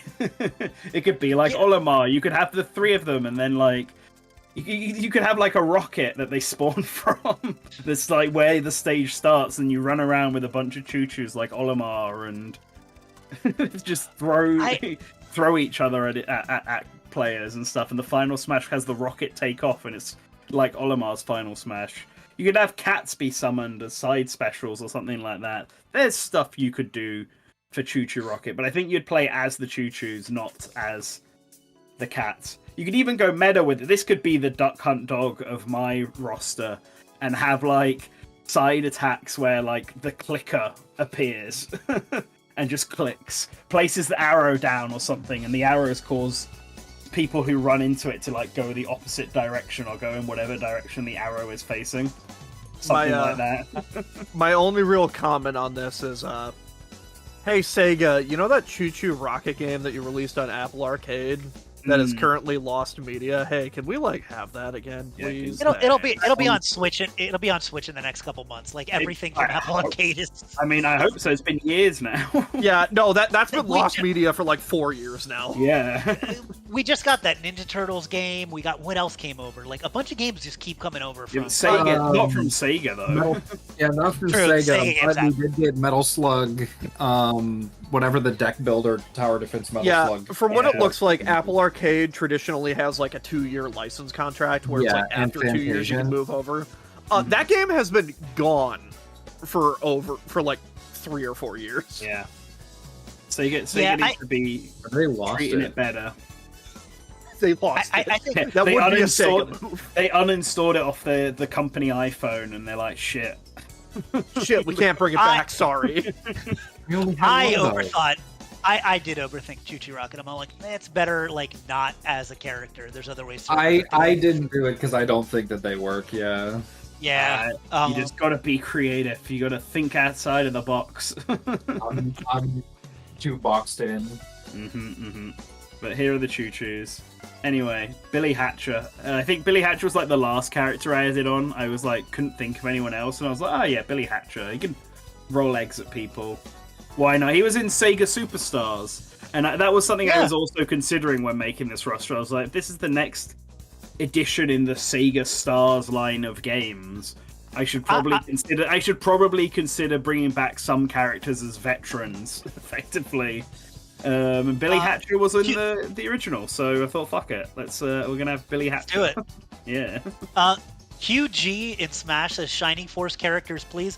I'm sorry to disappoint you, but if I didn't have a Shining Force character on my roster, I'm not. I don't know. Maybe someone does, but I feel like I was your best shot, man. Don't kill their dreams. They might leave the stream. Keep going. We might have one. It's true. There might be one. There could be one. Yes. Let's move on. Shining characters revealed. I'm really upset that you did Crusader of Senti, but I fully expected you. I think I like forgot you were taking part in this one, Snazzy, for some reason, and so I was like, oh, I'll do Crusader of Sentis. No one will think of that. And then the second I remembered you were taking part, I was like, oh, Snazzy's definitely done Crusader. Like, he'd be such a good character, like, honestly. Yeah. I wanted, like, a Link, basically, for the roster, because I realized they didn't have someone who played like Link, and that's it. Yep. Also, Angry Birds is here, because they bought Rovio, so of course they're going to do Angry Birds. They're going to do the Red Bird. So, yeah. Anyway, last one for column one. It's the Eggman. Does he count as a sunglasses rep? Yes. Yes? Okay, yeah, cool. We have a third sunglasses rep on the roster. I don't know if I'd want him playing like Sonic Adventure 2 Eggman, or if it should be in the floating one and just sort of hovering. Because whenever I think of him for Super Smash Brothers, I always imagine Eggman would be in his classic egg pod. And just I kind of imagine him in the Eggmobile, like a much larger version of Junior. But the thing on this roster is I really wanted to have a robot, and I kept going back and forth for ages. I was like, should I have Omega? Should I have like an Egg Robo? Something like I wanted a character that had the mecha elements, and then I just decided in the end, Eggman can do that. Hey. In that case, maybe he should be the Sonic Adventure 2 style. Nanten? Be the Sonic the Fighter's mech. Nanten. Yes? I guess it's right there. No, I wanted an Eggman style robot. You should have done the Egg Robo. I could have done the Egg Robo, but I just thought, Eggman, that will be... You can have that. Alright, moving on. But that's not my last Sonic character, because I have Cream. Look, all I'm saying is you should have done Flicky. I was like, I was debating for a while. I wanted one more Sonic character, and I was like, do I do Rouge or do I do Omega? I figured I should have another girl. I had Blaze as well originally, but then I thought, Blaze isn't that interesting moveset wise. And then I thought Cream and Cheese. Actually, no. I think what happened was, thinking of my robot idea, I thought about just having a Chow in a mech. And then I was Oh like, my god, you should have. No. and then I was like, oh well, if I want a Chow, why don't I have like a puppet type fighter and have? Oh no, Cream Chow! and You should have done Omo Chow. Yeah. I was like, why don't I have Cream and Cheese and just have like Rosalina puppet style, where Cream just throws cheese at people. Huff. Huff, you Yeah. can't have Flickies on the roster. They're Sonic's down string attack. Oh shit, you're right. And yeah, with Cream being like the most powerful character in Sonic Chronicles as well, you can pull from that and make her the strongest Sonic hit character on the roster. Hey, it's Vice. Vice is here because people like Skies of Arcadia, and he was in the Sega All-Star games, so he's a veteran. That's literally the only reason. Hey, No. Zobio and Zobiko, they're kind of the same, but I wanted a House of the Dead character. And then I got a funny idea that you'd like play as kind of like an Ice Climbers thing, where you'd play as Zobiko, and Zobio would basically protect you. So when they're on stage together and you do an attack, Zobiko will do like a very light one, and Zobio will like stand over her and do a proper heavy attack. They're But you ice climbers, but one of them is just stronger. Yeah. So Zobio obviously can get taken out without. You don't die if Zobio dies, but you're like heavily nerfed. And I figured House of the Dead should get something, and it's really not a lot of choice. Otherwise, you have generic agent with gun, or you just pick one of the many different bosses. I thought these two, also having been in Sega All-Stars already, would be a good choice. And Gunstar Heroes, this is my boomer pick. You put both of them on here. When I was originally thinking of it, it would be like red is Alt 1, blue is Alt 2. Oh, thing, you, and then just you swap just said them in. Gunstar Hero. I think I wrote. Did I not write Gunstar red/blue? Let me check. I mean, it doesn't matter. It gets the point across anyway. Oh, yeah, you wrote Gunstar red/blue, so I just assumed. Yeah, no, that's fine. Gunstar Heroes, though, is like, I really like that game. Run and gun type game. It might be the best cool. Genesis game. Like, you can make a case for it. Like, Yeah, it's it's super good. And I know that I don't remember when the last Gunstar Heroes came out. When you asked me yesterday, GBA. You asked me, do I mean the originals or the new ones? And I was like, there are new ones. Yeah, there's a GBA one, and I gotta say, I actually quite like the designs. They the redesigns for them are pretty good. But Gunstar Heroes is great. I thought it'd make a really fast Fox-like character, like a proper run and gun style. So I decided to put them on the roster. And my last pick, it's Taro, Sega Taro from Sega Gaga. You could you could yell at disgruntled Sega employees and get them to crunch as this side special. No, I wanted to have a Sega character, but I didn't want to just have a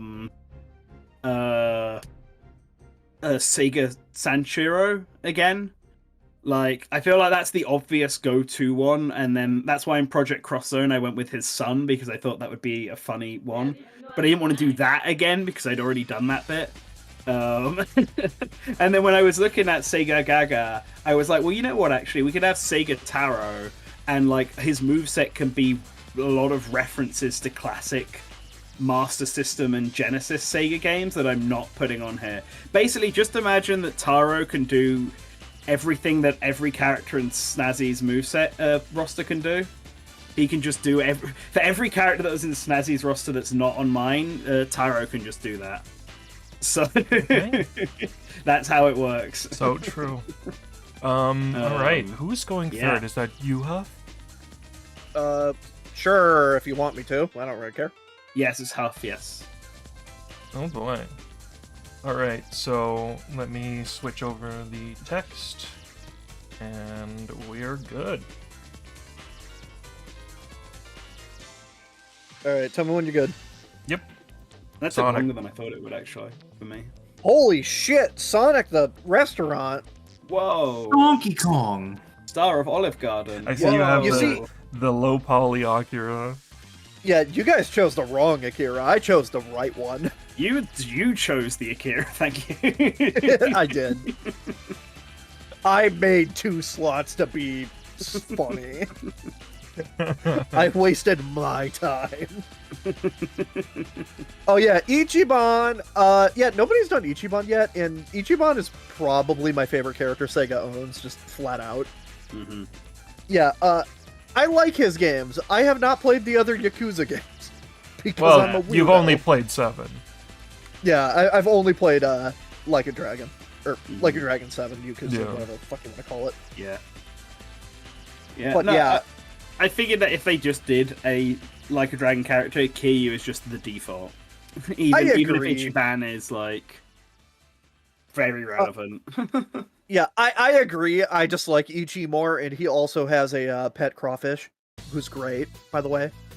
True. And just in general, I think his variety lends to a fighting game more. Do you think interesting than Ichiban should Kiryu. actually play more like Rosalina and Luma with Nancy? Yes. I think with Ichiban leaning into his how he sees the world for his gameplay is more interesting, because I think Kiryu adds a lot to a fighting game like this. It's just unfortunately he doesn't stand out much because Sega owns so many traditional brawlers. Yeah, but like that's where you bring the bicycle in. Yeah, here's the thing. A lot of them could do that already. That's where you bring in Ono Michio. So true. I brought up doing Ono Michio as a joke. I thought it would be funny, but I didn't have room. Anyway, next up, we talked about this before. Mhm. So just Alice Sweep. Almost. Well, we'll see. yeah, it's the character from Phantasy Star, at least the OG series. So Mhm. yeah, and oddly enough, I think I might be the only person to have done this, which I feel like is an obvious character. So here's the Jolly Jumbus. Whoa, it's him, Bayonetta's son. Yeah, Bayonetta and Kazuya Mishima's kid. B5 hero. Yeah. I'm kind of surprised I was the only person to do the Jolly Jumbus. I don't know how that happened. Yeah, someone's And- got to take the bullet. Yeah, The contractual obligation.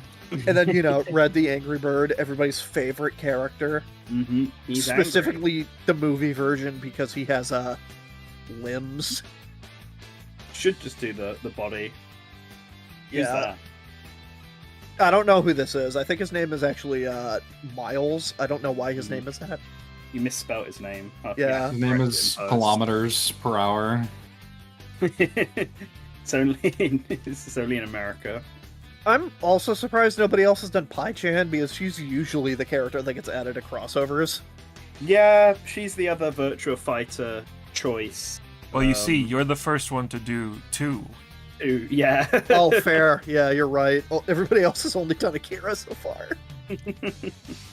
But yeah, I like Pai-chan. She's the Chun-Li of the series, so it feels right.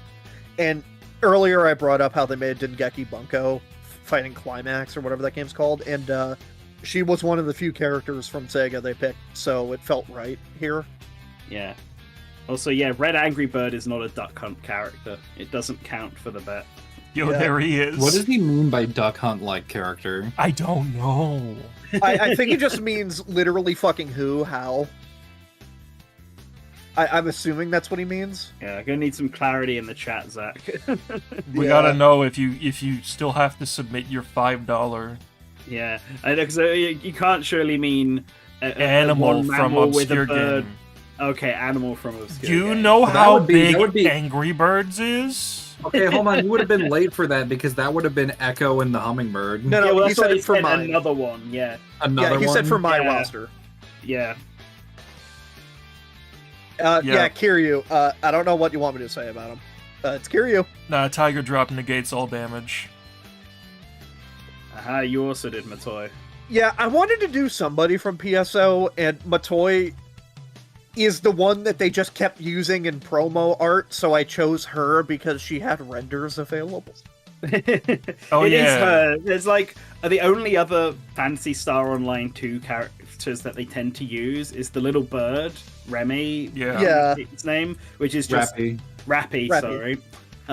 And then like the idol girl, Kuna. Kuna, yeah, that's her Yeah. name. I They're the Like- three they tend to use the most, but Matoy's the only one with a Lawson's crossover, so so true. Matoy That's important. Had the most available art in good quality, so that's why I went with it. I painstakingly Matoy is cropped a correct. piece of artwork of Alice from Phantasy Star Online 2 for the Project Cross Zone roster, and I don't know why I did that. especially because you went with the Phantasy Star Online version of Alice. Yes, I It's did. like a Which is completely fine. different character. Yeah. To be fair, Fine. the Alice render that I used, I also had to crop that out. Yeah, I've never seen that render. I don't think. It's from either a manga or an anime adaptation. I forget. So yeah, Matoy is definitely the correct choice.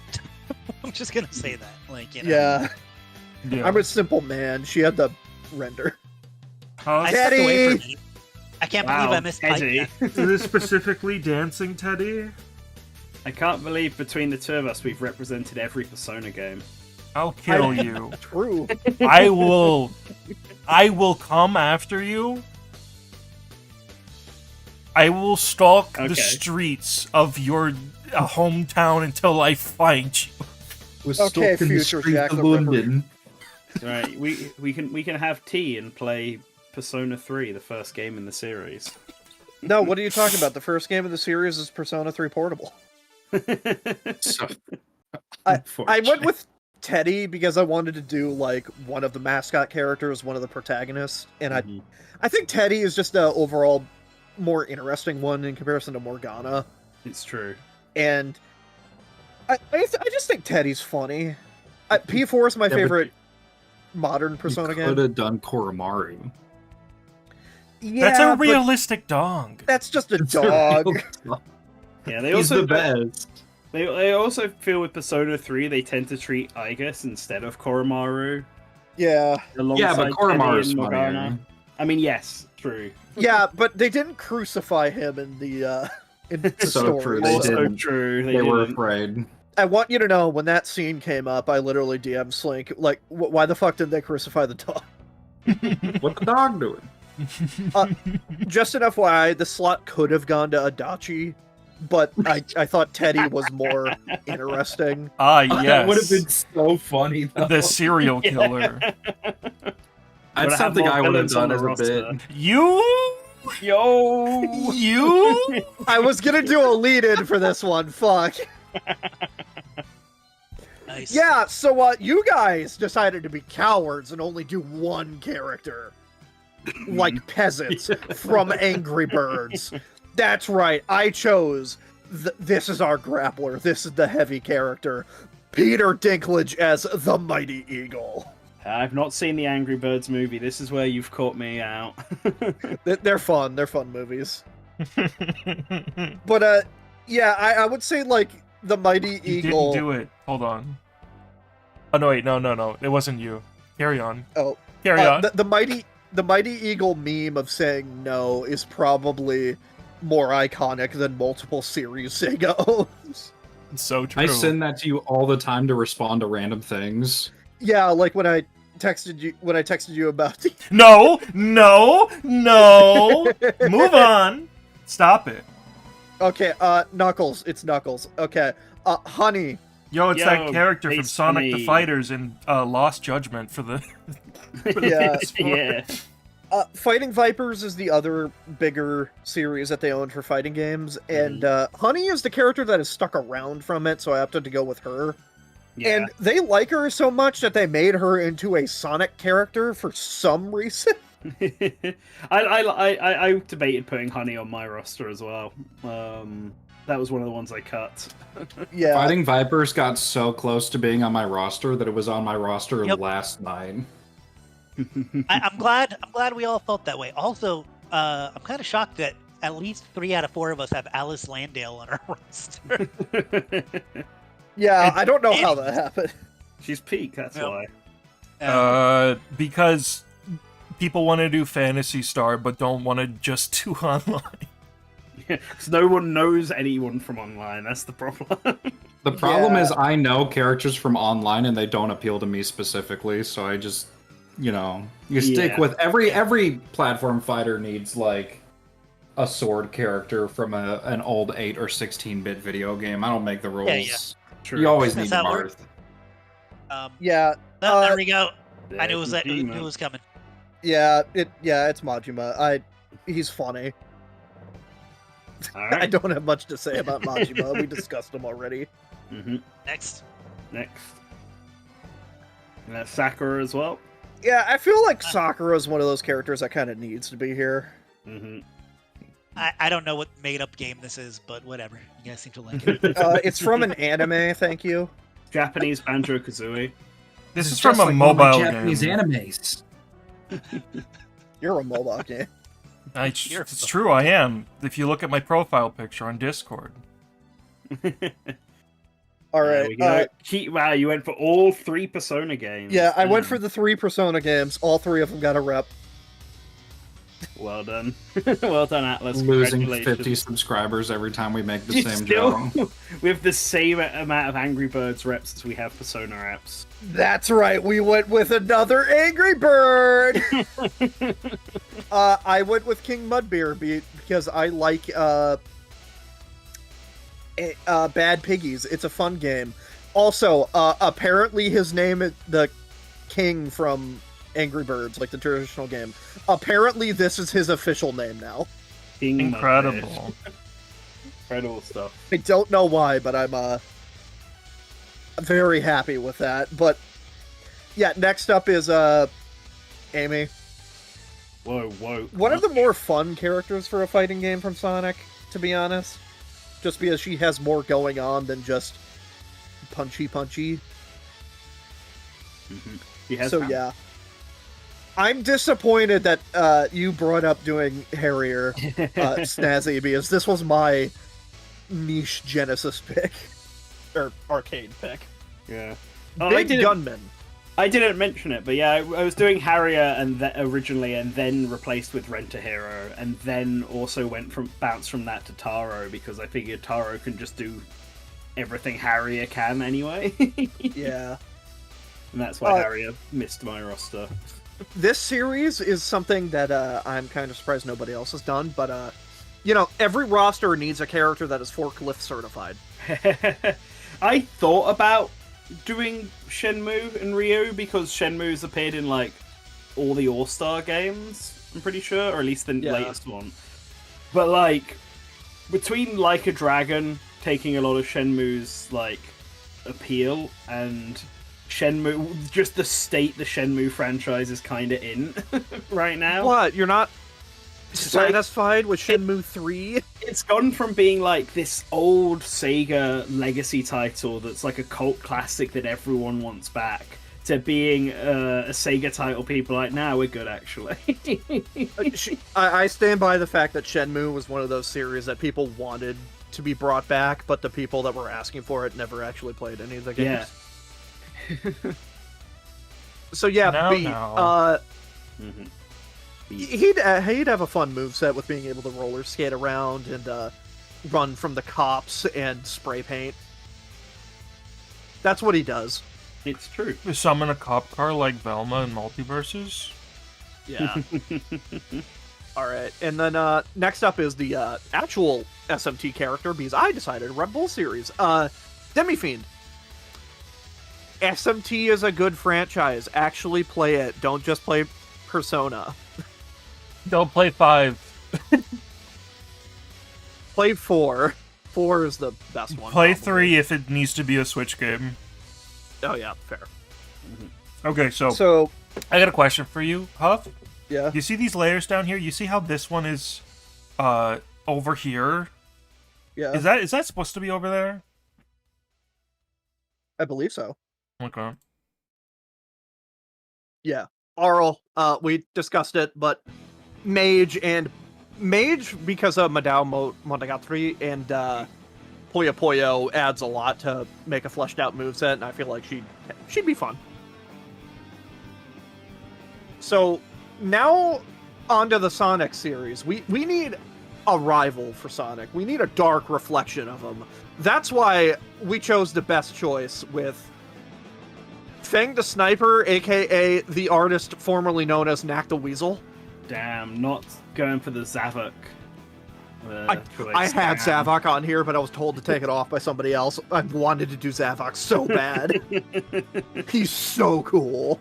Why don't you just put him back on right now? Yeah. Rules are both. Because I'm working on something else on my other monitor. Okay, now do the actual one. Yeah. No, he's I think you should put Oh wow, Zavik. you're a coward. You should have had Bang there. His name is Knack the Weasel. Do you want to put Zavik back His on? name is Fang the Hunter. Ask me again later. All right, next up. Holy Wow, shit! so It's Joe is Swanson. also he's also Yo, 3 for 3. 3 for 3. What? My mother. Yeah, I originally had a slot just called Musashi because like a lot of them play the same, so you could justify it. But everybody else did Joe, so I said fuck it, I'll just do Joe too since the icon looks nice. Axel, Mm-hmm. I like Streets of Rage. Fuck you. Man, you have an entire column of guys who punch things. Yeah. Orta, this is my funny little obscure pick because Panzer Dragoon Orta for the Xbox is a good game, and I think that Yeah. Orta adds a lot with being like a gunman that also can summon a dragon. And she also gets off the dragon in her game, so she could actually do Also, things. I want it known that I was going to do Orta and was specifically told not to do Orta, both so I could focus on doing another funny bias pick of my own, and so, like, only one of us would have Orta, so it would feel more unique. Yeah, Orta was another character that I considered. I think it's, for every reason you said, I think Panzer Dragoon's a cool game that doesn't get enough recognition. And she's one of the only characters from that series that would actually work in this context. And she would have the best Final Smash if they do Final Smashes in this game. Okay, so Summons the dragon. next character is probably going to be pretty controversial. See, the next character is from Shin Megami Tensei. This is the god of the Old Testament. It's an Not the New infinite void Testament, the of Old floating heads. Pete. And you can beat him up with King Mudbeard and make him the new god. He's like Master Hand. Yeah, Oh, Jack the Rose. actual slot. We've got Jack Frost, Jack O'Lantern, and Jack the Ripper. Jack the Jack Ripper. Skelton. You were a coward, man, by only doing one Jack. You could have done all the bros. Hey, we're focusing on the eyes. You can get the Jack Bros in for the final smash if you don't want to do the hee-ho parade. All right, and next up, you know, we had to have some villain reps. So you hi, also Satan. Damn. Satan. Thought Yeah, it'd be you- unique. You did the same thing as me, and I was like, "Fuck, should I change it?" I'm like, I think Satan has a more interesting moveset with being able to like summon shit. So Hold on a sec. I kept Hold on. What? Damn, now we know who got rid of God. Yeah, why do you think I told you to put him there? As the joke? This is the Shin Megami Tensei. This is how it truly went down. Yeah. Next up, I kind of have nothing to say. Is it Eggman? We've talked- Yeah, it's Eggman. We've talked about him 3 times. What do you want? Oh, Magician! You went with Magician. Yeah, I figured representing House of the Dead with a villain, and I like representing some series with just a villain. I feel like it works well. Are we getting a villain row? That Actually, would be wait, it. hang on. How many villains are in this? No, just one more. Okay. Yeah, Magician I feel like lends himself to a very unique moveset just based with his body. And I'm gonna be honest, why the fuck is his name Magician. All of the bosses in House of the Dead are named after tarot cards. Oh, I Sega did not tarot know that. Huh. Yeah, you have the Tower, the Magician. Oh yeah, the it's called the Emperor, Wheel of Fate. God, that's what he turns into. right? Looking. All right, and next up we have the second Streets of Rage character, Cherry. That's a a good choice. Yeah, very standout character from Streets of Rage 4, and I think that she's just really fun to play as with the music and electricity motifs. I like her. I think she's a good choice. I just feel like Blaze is Streets of Rage, but I see why you pick her. I agree. Yeah. I just want Cherry just for variety of movesets and shit. Yeah, she's unique and has, like I said, anybody from any beat 'em up, especially those like side-scrolling 16-bit style, even if they're not 16-bit, would translate really well into this type of game. Yeah. I'm kind of mad at Zach for saying, hey, is there going to be a duck hunt? Is there going to be a duck hunt? Is there going to be a funny little guy? And fuck you, Zach. No, you did. You had a funny little guy. Spazzy, you said that you weren't going to have a Shining Force character. Here's the Shining Force character. It's Jogurt. Well, Jogurt. I'm happy. That's good. That's good. I like it a lot. Well, For people unaware, Jogurt is from Shining Force, and his gimmick is that he's the worst character in the game. All of his stats are 1. And apparently in some scenes, if you go like near the water, he can just throw equipment in the ocean. What? He's great. I love him. Down special about to go hard. I Just found throw out a about this shield. guy, and I was like, I need to do him. He's so goofy. That's a good. I like it. I like it. It's a very good choice for a joke character. Yeah, so Zach, I pay like it a up. lot. Wow. Hey, Apparently, Yeah, apparently, Jogurt never levels up.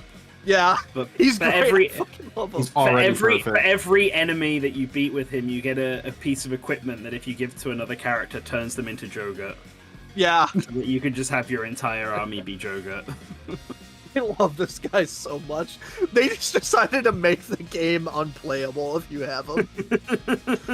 Also, I believe if you recruit him, you can't unrecruit him. He Shining joins Force, your party and honestly, he just doesn't leave.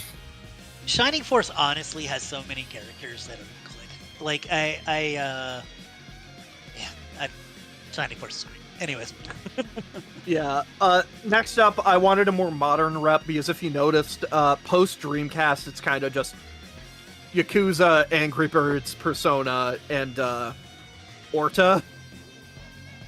Because Orta's from the Xbox for some reason. hold on one second. I heard the music come on. I need to put this on the screen real quick.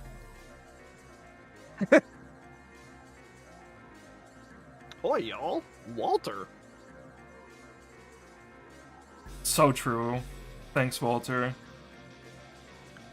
Okay. Alright, so, like I said, I like Hey. representing some series with villains, and you know what? If this series feels like it's best represented with this character, so here's Selvaria from Valkyria Chronicles. Oh, you made another new slot. Cool. Yeah, We have like 5 slots of Savaria. Yeah, Make it 6. I didn't like the old render, so I decided to crop it out of wherever the fuck I got this. I forget. I think it's concept art from the art book. But I just like Maybe. the art style. So, yeah. And I'm surprised nobody has done this yet, but we were talking about fighting Vipers. And if there's one character that is iconic from being in Fighting Vipers, it's everybody's favorite character. Hornet the car! that you know what? But- Honestly, it just felt too obvious of a main pick. Like, do you know what I mean? You're right. It is a bit too obvious, so that's why I decided to go with a really niche, random-ass fighting game character that nobody here would know. I wanted to shock everybody because, hey, there's a trading card game that Sega owns that has multiple arcade releases that is a fighting game series, Oh boy. That's right. It's Mushi King. Oh shit, Sakurai made it after all. It's a fighting game where you play as different Beatles. Beatles. Yeah. It was successful enough to get like 10 iterations and an anime. It makes me so happy that I knew from the start that you were using Hornet to set up for a funnier bit, because I've always, like, for some reason I've always had a weird chip on my shoulder about people bringing up Hornet as being really funny, because Yeah, after you it's hear the like- joke, like, after you hear the joke of Sega made a car playable, haha, and it's not even like the weirdest thing in that game. There's a palm tree in that game. Nobody talks about it. Yeah. And it's Palm like tree's after so you hear funny. it 300 times, you're like, man, I'm kind of sick of hearing about Hornet. Like, We'll have a different insect instead. and this is so much better, thank you. I want you to know from a friend of the show, I just got like 2 DMs from separate people saying thank you. So, I just want to point out that what I'm enjoying so far about this. Well, first of all, it's moving faster than a lot of our Right. roster building. But one thing that I do enjoy is that I feel like each of us, Huff, myself, and Nintendex, that we have very rosters that are very us. You know what I mean? Like, that's a Huff roster. Yeah, we're Yeah. about to get the Skibbity Zoomer roster. Yeah, we really do be going through the generations. It is I tried going to have to a good get- balance. It is. I love how the prediction that Nan had of us going from the most boomer Sega roster to the most Zoomer Sega roster is about to become true. I think it's also funny because I think it's in order of our ages if you just swap me and Creeks. Because I'm pretty sure I'm the youngest one here. Yeah, let's do. So my roster is going to look a bit different visually because mine was arranged horizontally. Because mine was the only roster that wasn't put together image-wise by like Huff. Oh, I made all of the icons, by the way. I had to do everything. So Okay. let's get the first one out of the way. Yeah. What? That's not a Zoomer character. He's from So the what are you talking about? 90s. He's zooming around. Ah, damn, you got me. He's the zoomiest character there He is. is. Okay, that's it. I'm timing Creeks out in the chat. Yeah, no, let's just hit the next two as well. Mhm. It'll be very unshocking to people. You didn't do where- it either! where I'm is- so disappointed in you! Where's miles per hour? Yeah, and of course, for the fourth character, I am the person in this call that is the biggest fan of Shadow the Hedgehog as a character, so obviously the fourth character is going to be... Yeah, no, we're not doing this smoothly. I asked Creeks very politely to include this slot. I don't get it. I'm sorry, I forgot. All right. Let's go.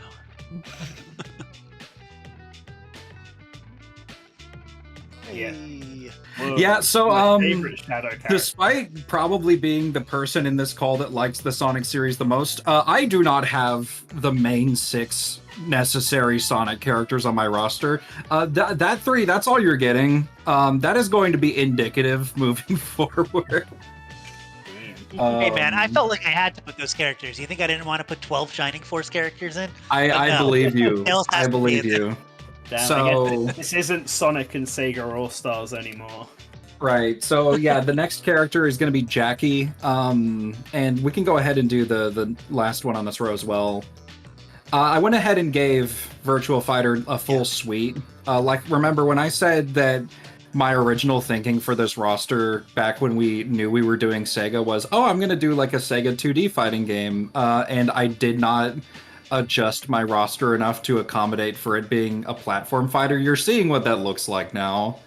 But with the Virtual Fighter cast, this is the lineup that is fairly expected, but I think it's the lineup that works the best because you have the guy on the box, the recognizable mascot hero of the franchise, and then you have the character that is a fan favorite, sort of Ken-like figure, appeared in Smash as a Mii costume, appeared in the All-Stars racing games.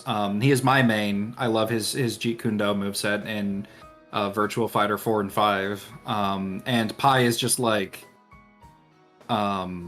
very, very popular character, especially in Japan. And she is like typically the one that gets second billing after Akira when it comes to Virtual Fighter. Yeah. So Um, I decided four. to go with this lineup. yeah, top 4 are usually Akira, Jackie, Pi, and Sarah. Yeah, and Yeah, Sarah, and then which is Kage. Jackie's sister. And then Yeah. Kagemaru, which Sarah and Kagemaru were both considered, but I had to scale things back a little bit. So Yeah. Yeah. if we look at my... Actually, let me Yo. pull up an image so I know what is going to appear on here before it happens. That would probably be pretty smart of me to do. Yeah, but real well, quick. you got Arl too. Yeah. Yeah. Is Arl on all? all 4? I believe Uh, so. Yes, I believe I so. think we have an Arl sweep. Sweep. Yeah, Oh, so sweet. right now it's been Uh, Sonic, Eggman, Akira, and Arl. who've Akira, been on all 4. Arl. I ruined the knuckle sweep. Yes. Ruined the Knuckles sweep. Knuckles is the one that I felt. So the reasoning behind doing Tails or doing Knuckles instead of Tails was because I feel like Knuckles is the one that has the most interesting moveset for a fighting game. I know I'm going to get a lot of flack from people for not having Tails here. I just have enough characters that have guns, gadgets, gizmos, and various other tech and projectiles that start with G. So Whereas did any Knuckles of is them the only have one who tails? bowls, so true. He's Knuckles the is the only- only one who you can give him a costume where he's just covered in garbage like SA2. Yeah, and for second Puyo character, here's Shezo. yay! So Shezo's hilarious. I'm surprised. Am I the first person to have Shezo? yeah, 'cause, Yes. Yes. both Huff and I considered it, but went with Satan instead. Yeah, so very popular character dating back to like well before Puyo was Puyo. He is a powerful dark mage and a swordsman, and he paints himself as being like this antagonistic, mysterious figure who like wants to steal Arl's magic power. But he's so bad at it that he kind of just ends up becoming friends with her, and he has a really funny vocal tick where he keeps saying things that sound really inappropriate when he does not intend them that way. The description I've once Fucking heard loves for him Keza. that has been living rent-free in my head Yeah. is, what if Meta Knight was Kazuma Konosuba? And it's not wrong. but It isn't wrong. Chezo's great, gives us a sword mage, and I feel like he provides a solid, because Arl and the Dark Prince are both primarily magic fighters, whereas Shezo is a magic fighter, but he also is a magic fighter that has a sword. And that gives him a bit of a different archetype to work with whatever Puyo gimmick you end up giving both of these characters, because they would definitely have one. hmm Yeah. Yeah. So all next of them, up, you know, have... Something. Okay. see here what we got. We've got Axel. There we go, Axel. Yeah. Yo, he's punching. Yeah, Axel's great. Needed to be here. I think he's had a clean sweep so far for the most part. So I'm gonna pull up the second Yeah. Streets of Rage character. Axel wasn't in mine, but yeah. Jerry. Nice. Yeah, I also did Cherry Hunter. The Hunter legacy, like Skate and Adam and Cherry. There's kind of a legacy of members of the Hunter family just getting to be mainstays in the series, even though they're not like individual members that are mainstays like Axel and Blaze are. I Yeah. was considering It's Blaze, very funny. It's but Axel, Blaze, and then a character from the Hunter and family. then a character from the Hunter family. And I decided to go with Cherry Yeah. just because I like her design a whole lot, and I wanted to do something new from Streets of Rage 4, and it would probably be Cherry. Wanted to have Shiva, did not have room. We might get to that like later, but Yeah, just gonna breeze Note- through here. Next one. note me and you did the same thing of making a slightly bigger roster on our own. Yeah, me and Huff Give you- both had ideas that we couldn't fit in, so I did a roster that is like my roster, but slightly like 12 characters larger, 2 seasons of 6 character DLC, and I'll probably be posting that independently at some point. And the knowledge that I was going to hold off on specific characters for my roster for quote unquote DLC made me more confident to make some bold decisions for the base game. So for example, we always talk about in the Marvel vs. Capcom series, it's like, oh, you would do Dante and Nero because you have the required main series protagonist and the big popular newcomer suggestion, and Virgil, who is the fan favorite, like older character in the series, would get held off for DLC because you can get away with not having them, but people will line up to buy them. If you would click on the next character. Yep. Here's your Nero, Majima's Virgil. I had Majima on here up until like last night, and then I decided to commit to Ichiban. Making him DLC instead. Man, that like 5-hour crop job I did 2 years ago on Ichiban's hair sure is coming in handy. It still looks so good. It And also we I'm can very move. happy. We can move over here. We've got a character from some anime that, you know, Yeah, what the hell is who this? knows what it is. Wow, really. that would have been a sweep too, if not for me. And That oh infuriates no, me. you clicked on the Ah. funny. I was really hoping I would get to set this up. Okay, so I have to scramble now. Here's a character inclusion that no one will like, that is specifically just for me. So when you think of the Sakura Wars series, there's two groups of characters that are fairly popular recommendations for an inclusion. There is the main girls, so Sakura, Erika, Gemini, etc., and then you have the male protagonists who are fairly they're fairly basic, like dating sim JRPG protagonists, but they are popular characters in their own right, like Ichiro Ogami and Taiga. But the angle that I really wanted to approach is there's a lot of really cool demonic villain designs in the Sakura Wars series, and the one that I have the most interest in is 5. And the main villain of 5 is Nobunaga Oda, but he shows up towards the latter end of that game, and for most of the game leading up to that, the main antagonist that is trying to revive Nobunaga Oda, and the threat that you are fighting against most of the time, a character that is like just this really unlikable, despicable, just very goofy, not goofy, but like trying to be menacing, but just kind of like a jerk type villain, who is like the henchman for Nobunaga Oda and is leading his forces in his absence, is this game's version of Mori Renmaru, just known as Renmaru, who is a rabbit boy in a nun outfit with a giant scythe that has a rabbit-shaped mech and does demon magic. And this character is disliked by most of the Sakura Wars fans that's not true. I know one big Sakura Wars fan that does not like Renmaru at all, and 2 that are like ambivalent to him. But yeah, he's the Starscream of Sakura Wars, and if you know me, you know that I really like Starscream and I really like Misery from Cave Story, 2 characters that are very similar to what this character is. It is a choice that is specifically just like from the perspective of I'm making like I'm a developer and I'm making a fighting game roster. You're always going to have those characters that are just somebody on the dev team really wanted to do this, and this is mine. Like, aesthetically, love the design of this character, love the concept for the moveset. The idea of a scythe fighter is a lot of fun, and I thought it would be fun to represent the angle that almost nobody ever goes for when it comes to Sakura Wars, which is, again, the villain cast. So, also, again, gives us Sakura Wars 5 representation, because Gemini Sunrise, the main girl from that game, would probably be too similar to Sakura because she's also a katana fighter. So the next couple should have less explanation involved. We can pop on the next one for sure. Hey, Alice sweep too. The Alice Yeah, sweep. Alice sweep. I said it earlier and basically revealed that I had her. You need your Marth. I was going to do Cuna.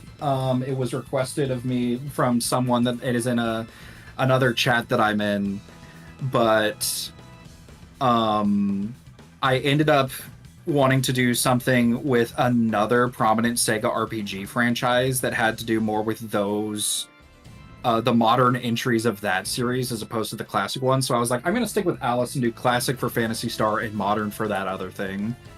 So we'll get I there wonder what eventually, IP but, that is. but in the meantime, if we could just, I think the next 3 are all characters that have been done before.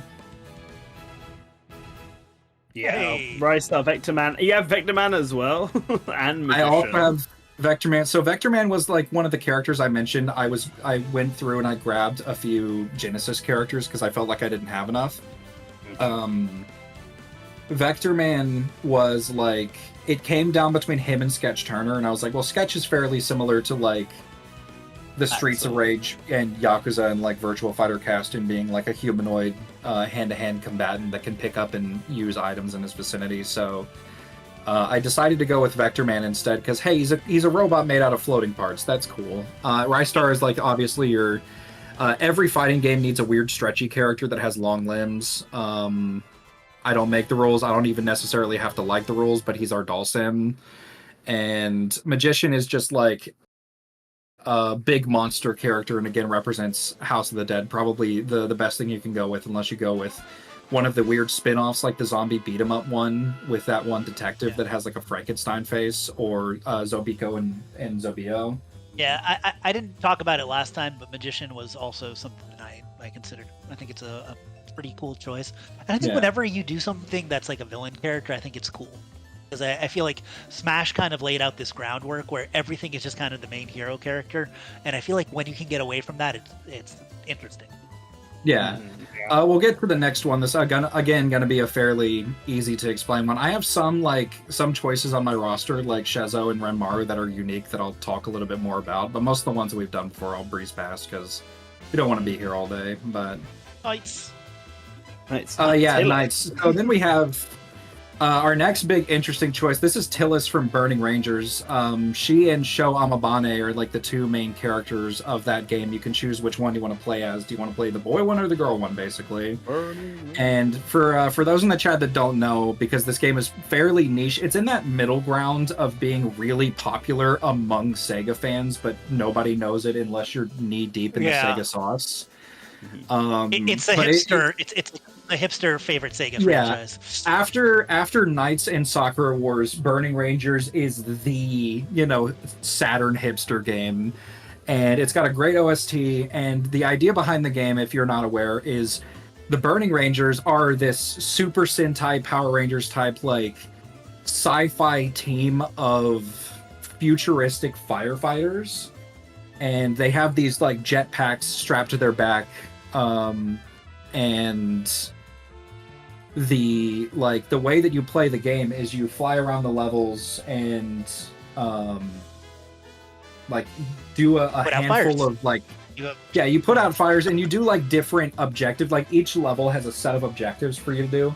The way you put out fires is you shoot the fires with a laser gun that crystallizes them, super cooling them instantly.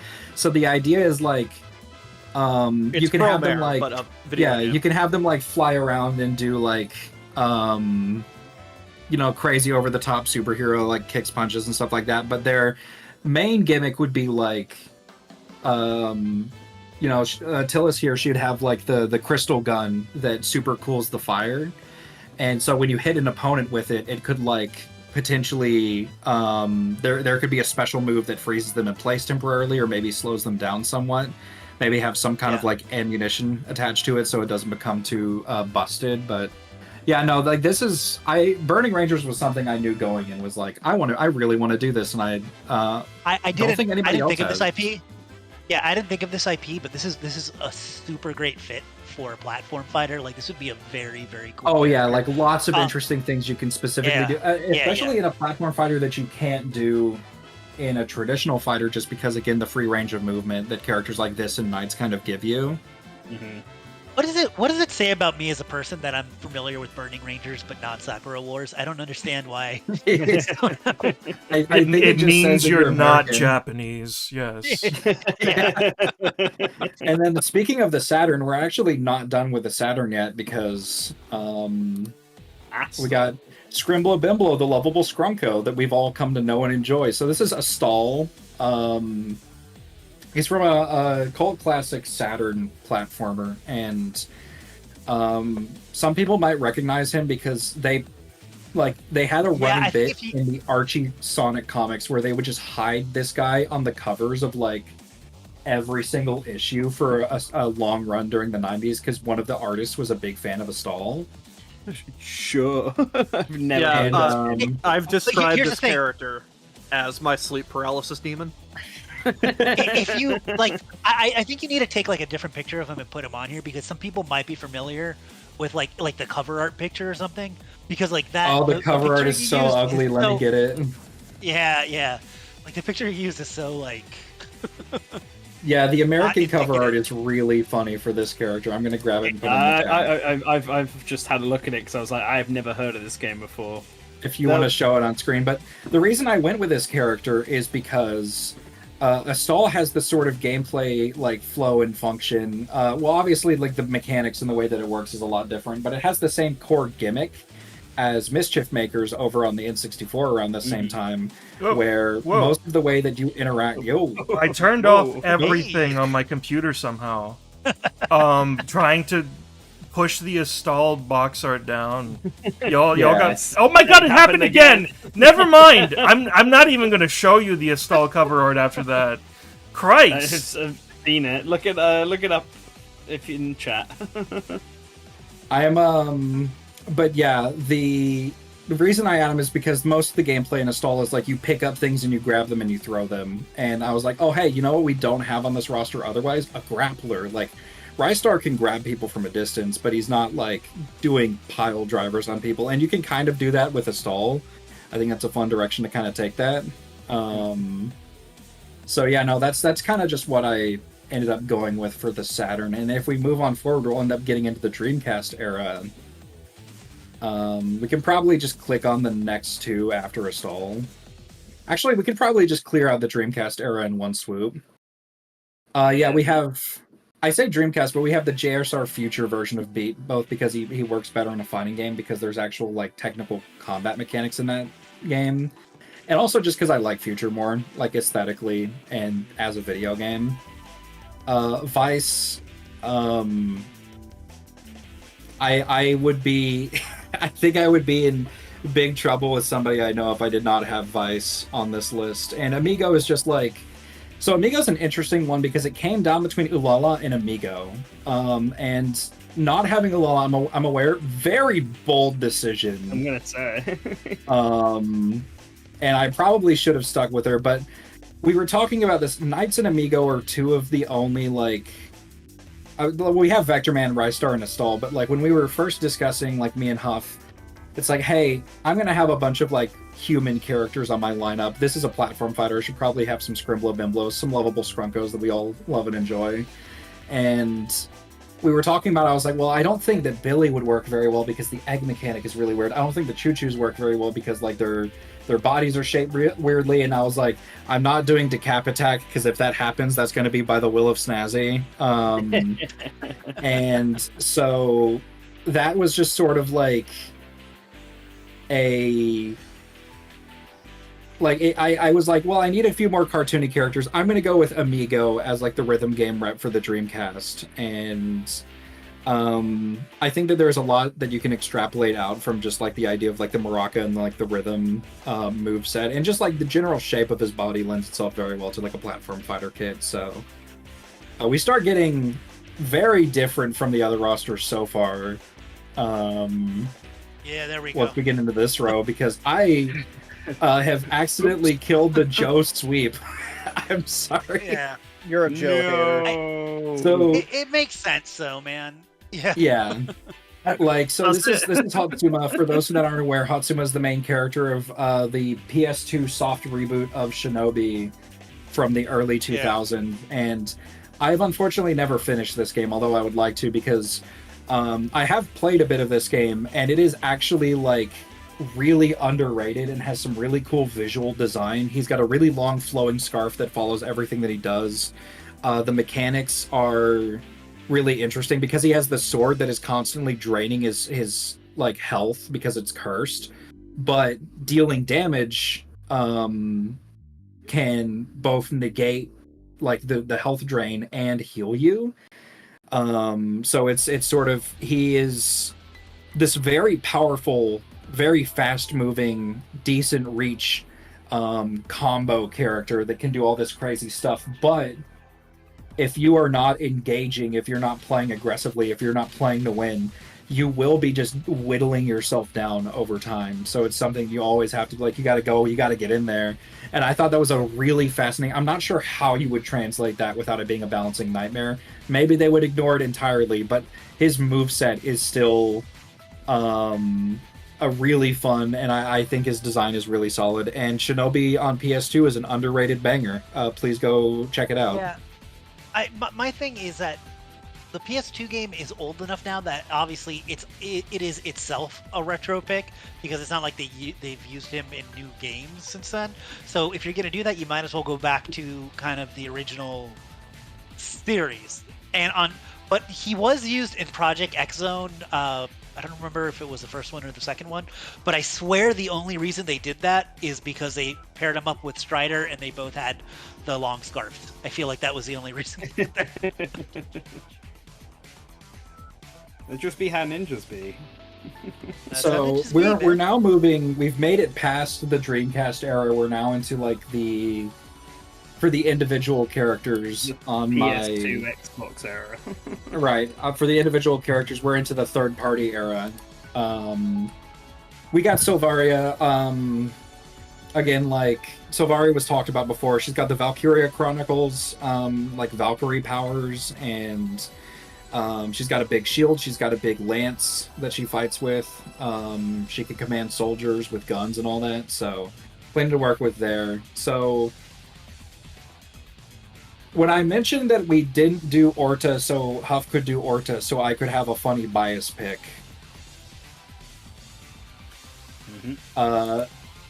this is the bias pick that I had in mind. So when we were conceptualizing this as a traditional fighter, I was going to add Vacheron from Resonance of Fate and have him work kind of like Lil from Grand Blue Fantasy, where he calls out his two homeboys. But it would be... all of the words that you just said, I don't understand.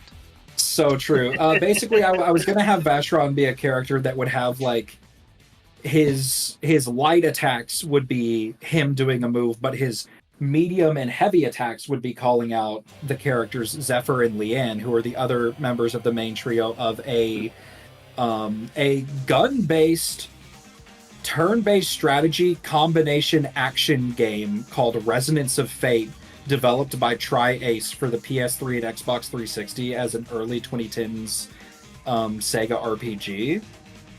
And once I realized that once I realized we were doing a platform fighter, I was like, well, I can't do Resonance of Fate anymore because I can't have Vacheron be a summon character that summons the other two characters out. And then I realized, well, Vacheron doesn't work as well on his own because he's most associated with using like pistols over the more burst damage options that would be better for a platform fighter. But I could use one of the other two perfectly fine. So I decided to do Leanne, who is, you can see this very well-dressed young lady. She's got like you probably can't see it, but she's got like this white and blue dress with this like fancy collar and all that. And she can use SMGs, pistols, grenades, close quarters combat knives, and the gameplay system of Resonance of Fate is largely you select a direction, you start running in that direction, and you do a run and gun thing. So if anybody here's played PlayStation All-Stars and you know the Nathan Drake like run while you spray and pray move, she could have something like that. There's all sorts of like you're doing like matrix flips, you're doing backflips through the air while spraying gunfire below you. It's a lot of fun. You jump in the air, toss a grenade, kick the grenade at somebody. And I had the idea that her final smash could be calling in Vacheron and Zephyr, who again are the other two members of the main trio in Resonance of Fate, and they do a tri-attack together, which is basically like the Resonance of Fate version of something like a chain attack from Xenoblade Chronicles. This was one that I felt very strongly about. I really wanted to represent this game. I want you to know, I was well aware that Creeks liked this game a lot. However, when I was asking about their roster the other day, I forgot what it was called. So I asked them, or I said something like, listen, I know Creeks is going to have the protagonist who's really horny from that one game I can't remember the title of. And I was wrong. There is no Vacheron here. Yeah, that is the other reason that I decided to do Leon instead of Vacheron, is because these three have really funny personalities, but an unfortunate aspect is that Vacheron's characterization is like he's the older mercenary, and these two, like Leanne and Zephyr, are like younger. They're in their early 20s. They're learning how to be mercenaries, and he's like kind of their mentor figure. But he's this kind of like he's got a whole like alcohol shelf, and he watches like TV on his days off. Like he's the gruff older mentor figure, and he has that trope that many gruff older mentor figures have, where he's like kind of a horn dog in a lot of his personality. And the issue is these characters are best known for appearing in the Project Cross Zone games, both of them. And in those games, all three of their personalities get exaggerated to a degree that is very unfortunate, especially for Vacheron, because they take that personality trait way too far and kind of misrepresent him in a very dire way. And if they continued doing that, you probably could not have that character be allowed to be a prominent character with interactions in a game with Sonic the Hedgehog in it. Unfortunately. But Leanne, thankfully, does not have that problem, so we're all good. You what? Huh? Who? Who? So this... Huh? So I mentioned that I was going classic for Phantasy Star. I decided to go modern for Shining. So Shining has several different sub-series. You have the Shining Force games, which are like Fire Emblem on the Genesis and the Saturn. And you have a lot of games after Sega became third party. They didn't know what to do with the Shining series, so we got a bunch of other different games like Shining Force EXA. We got Shining Resonance, Shining Hearts, I believe. And Shining Resonance was kind of the last big hurrah of that sub-series. So that has continued to be like, we're 10 or so years out from that game being a thing, and it's still the most recent Shining game on the market. So I decided to pull from that for a modern Shining pick. And I was like, well, this main character design does not speak to me at all. He can turn into a dragon, that's cool, but I've passed on protagonists that can turn into dragons before, like every Capcom roster I do with Breath of Fire on it, where I do Folu or Nina, or like somebody else instead of like Ryu. So I decided to go with a party member from the game, and I just wanted to pick somebody that stood out and was interesting to me. And then I came across a character design that looked like this and saw that his name was Agnum Bulletheart, and I did a bit of research. This character is voiced by Max Middleman, the voice of Ryuji from Persona 5. And his name is Agnum Bulletheart, and he looks like this, and he is a fire mage whose weapon is a quote-unquote magic staff that is very clearly just a guitar that has been sharpened into an axe, and it does fire magic, and he uses it like Dante uses Navon in DMC3, but instead of electricity, it's fire. And I thought everything about this character was so funny that I immediately rushed to include him without even looking at, like... Actually, that's a lie. I considered Excella Nox Aura, the lady that is one of the antagonists of the game that is on the box art of Shining Resonance Refrain, the updated version of Shining Resonance. And I considered another antagonist who is like this edgy guy called Zest Graham that has two guns, but neither of them were winning against Agnum Bulletheart, the guy with the fire guitar. I'm gonna say the name alone basically decides he should be I there. had to make a custom like icon specifically for him so I could get the full name in, Incredible. because I didn't want to just call him Agnum because that didn't sell it. Okay, Yeah. do I turn I on the am- next I am layer aware. or do I wait?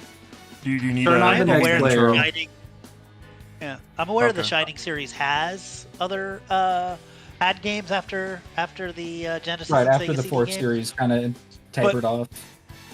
but I do not acknowledge them or know anything about them. So. Oh yeah, I joked about this with Huff. I feel like Shining Resonance, because it was an early Switch port too. It got a very early Switch port that was apparently fairly solid, and it goes on sale regularly on Steam.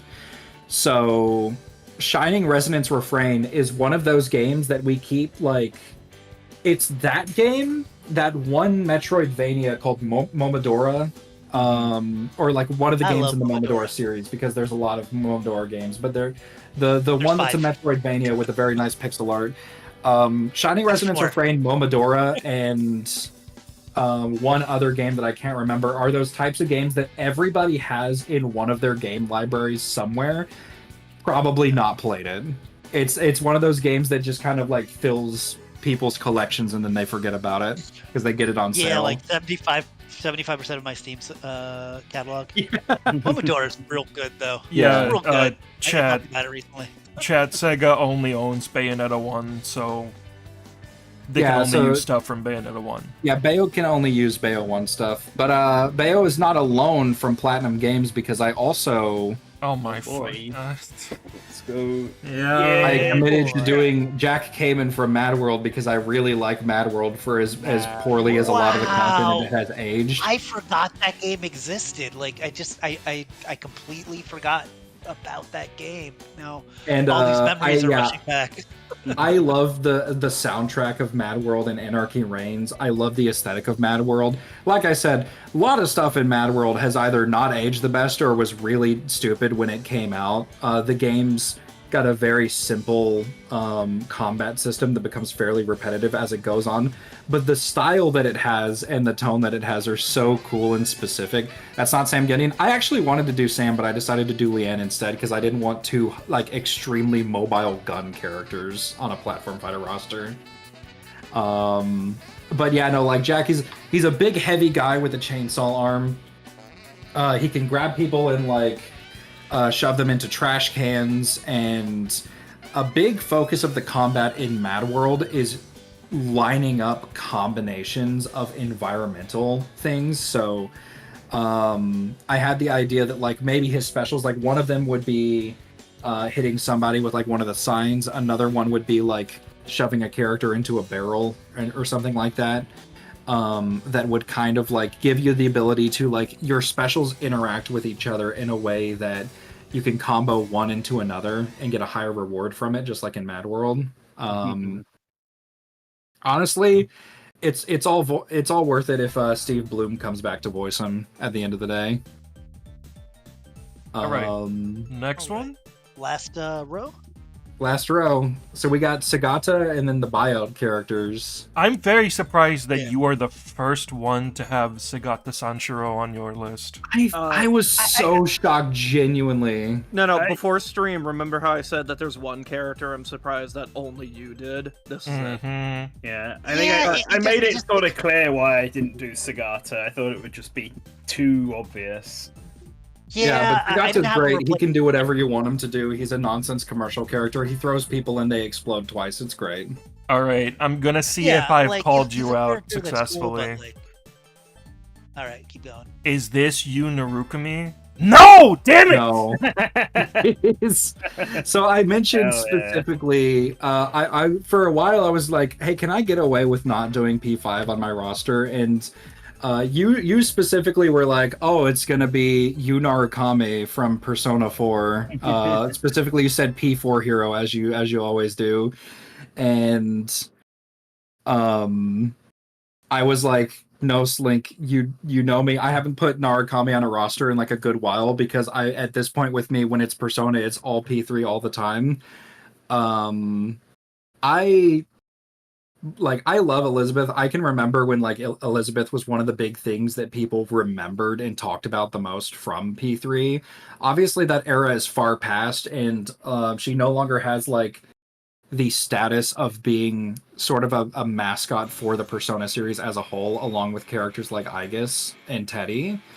To the extent that there are actually a lot of people that are like modern day Persona fans that, as far as I know, just keep consistently forgetting that Elizabeth exists and the other Velvet Room attendants until they need to use the Velvet Room. But the Velvet Room She's the attendants are only still one such a I big can part name. of the series, and the way that she fights in P4AU with the cards and being able to use the entirety of like the sort of demon compendium. Specifically with the fact that in P4AU, like they mostly have her use Thanatos, which is an incredible design for a Persona.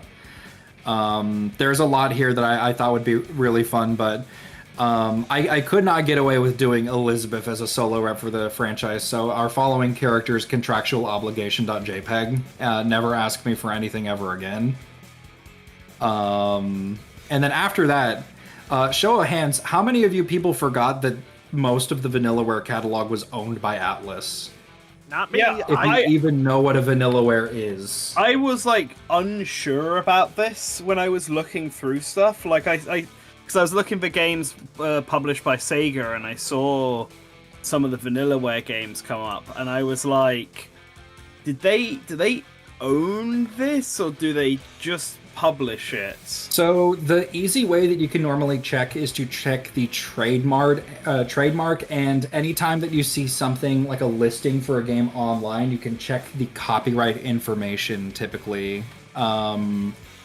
All of the copyright information I found everywhere for Dragon's Crown, Odin Sphere, and Unicorn Overlord is copyrighted to Atlas, with the most recent being the most recent like ports of those games and everything Unicorn Overlord related being copyrighted at Atlas at Sega. So I was like, cool. I wanted specifically to do an Atlas character that was not a character from the general Megami Tensei branch, because I have SMT, I have 2 Persona. I considered doing somebody from like Devil Summoner or Digital Devil Saga or like one of the other Megami Tensei branches, but I was like, I could do a character from the old obscure Atlas like fighting game series, and then I remembered Vanillaware. I went to do that research and I decided on a Vanillaware character, and I went with so this is Gwendolyn. She's a Valkyrie princess from Odin Sphere, and she has some magic, but she's also got like a pair of 2 wings that she can use to do a bunch of crazy air fighter stuff, in combination with a shield that can also be used for a lot of like shield bashes, and a shield and a lance. Actually, funny enough, like the other character that has Valkyrie powers, Selvaria, on the roster, but it's a much because of her big wings, she's a much more airborne focused character. She's also got some magic stuff, and she's generally focused on like her shield and lance are a lot smaller than Silvaria's. She's much more focused on fast combos. Odin Sphere's got kind of beat 'em up style gameplay, so there's a lot of special moves that you could directly lift for a platform fighter. I think she would be a really fun fit. Also, her design is really nice.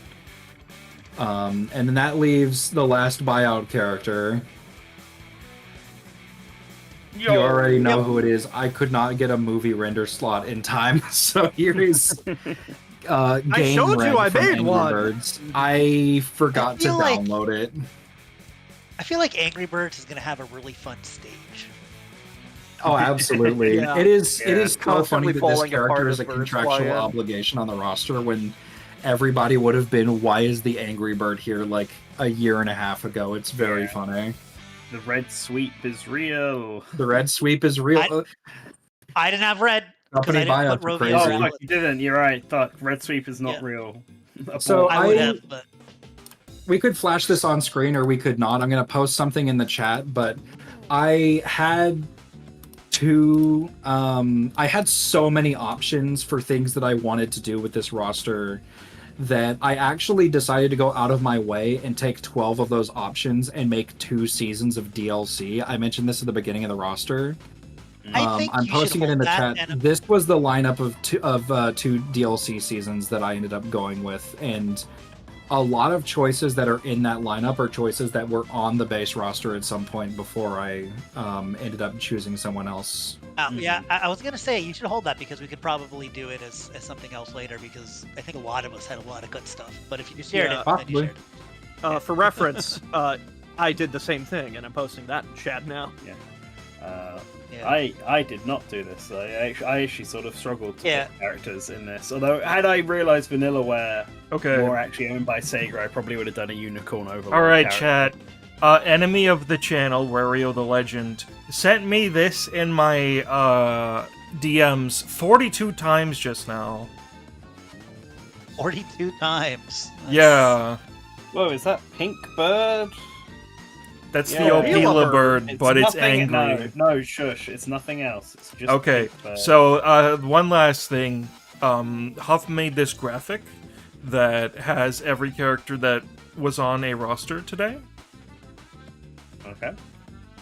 It's This is neat. the ultimate. Definitive list. Where's Yeah. where's Segata Sanshiro? Well, That's a good Y'all question. forgot I'm here too. I guess he doesn't exist.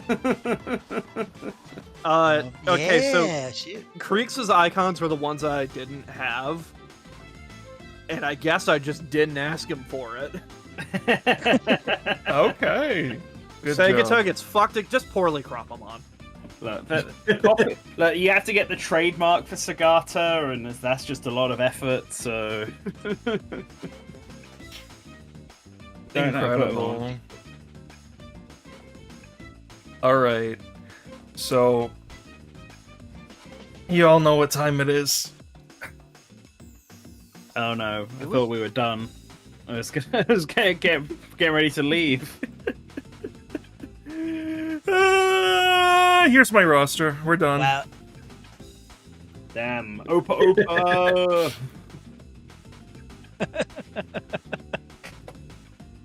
That's a pretty good roster. Solid. I don't know why. Damn, you no didn't non-ball. What officially, the fuck's get wrong this. with you? Yep. The No roster of iconic men who non-buff? punch good, with cameo from others. Yeah, we've got famous Yakuza character who and who. Okay. You know what's Thanks. funny? Thanks everyone. looking at- Oh, yeah. No, What's up? I was just looking at the extra people that Creeks put in, and I feel like we went over most of them already. I think there's only like one or two we didn't. Okay, well, It's whatever. exactly 4 that we didn't. All Funnily right. enough. Yeah. All right. So Alright. thanks everybody. As always, why isn't it opening the end screen? There it is. Hi. As always, Why isn't it opening? thank you.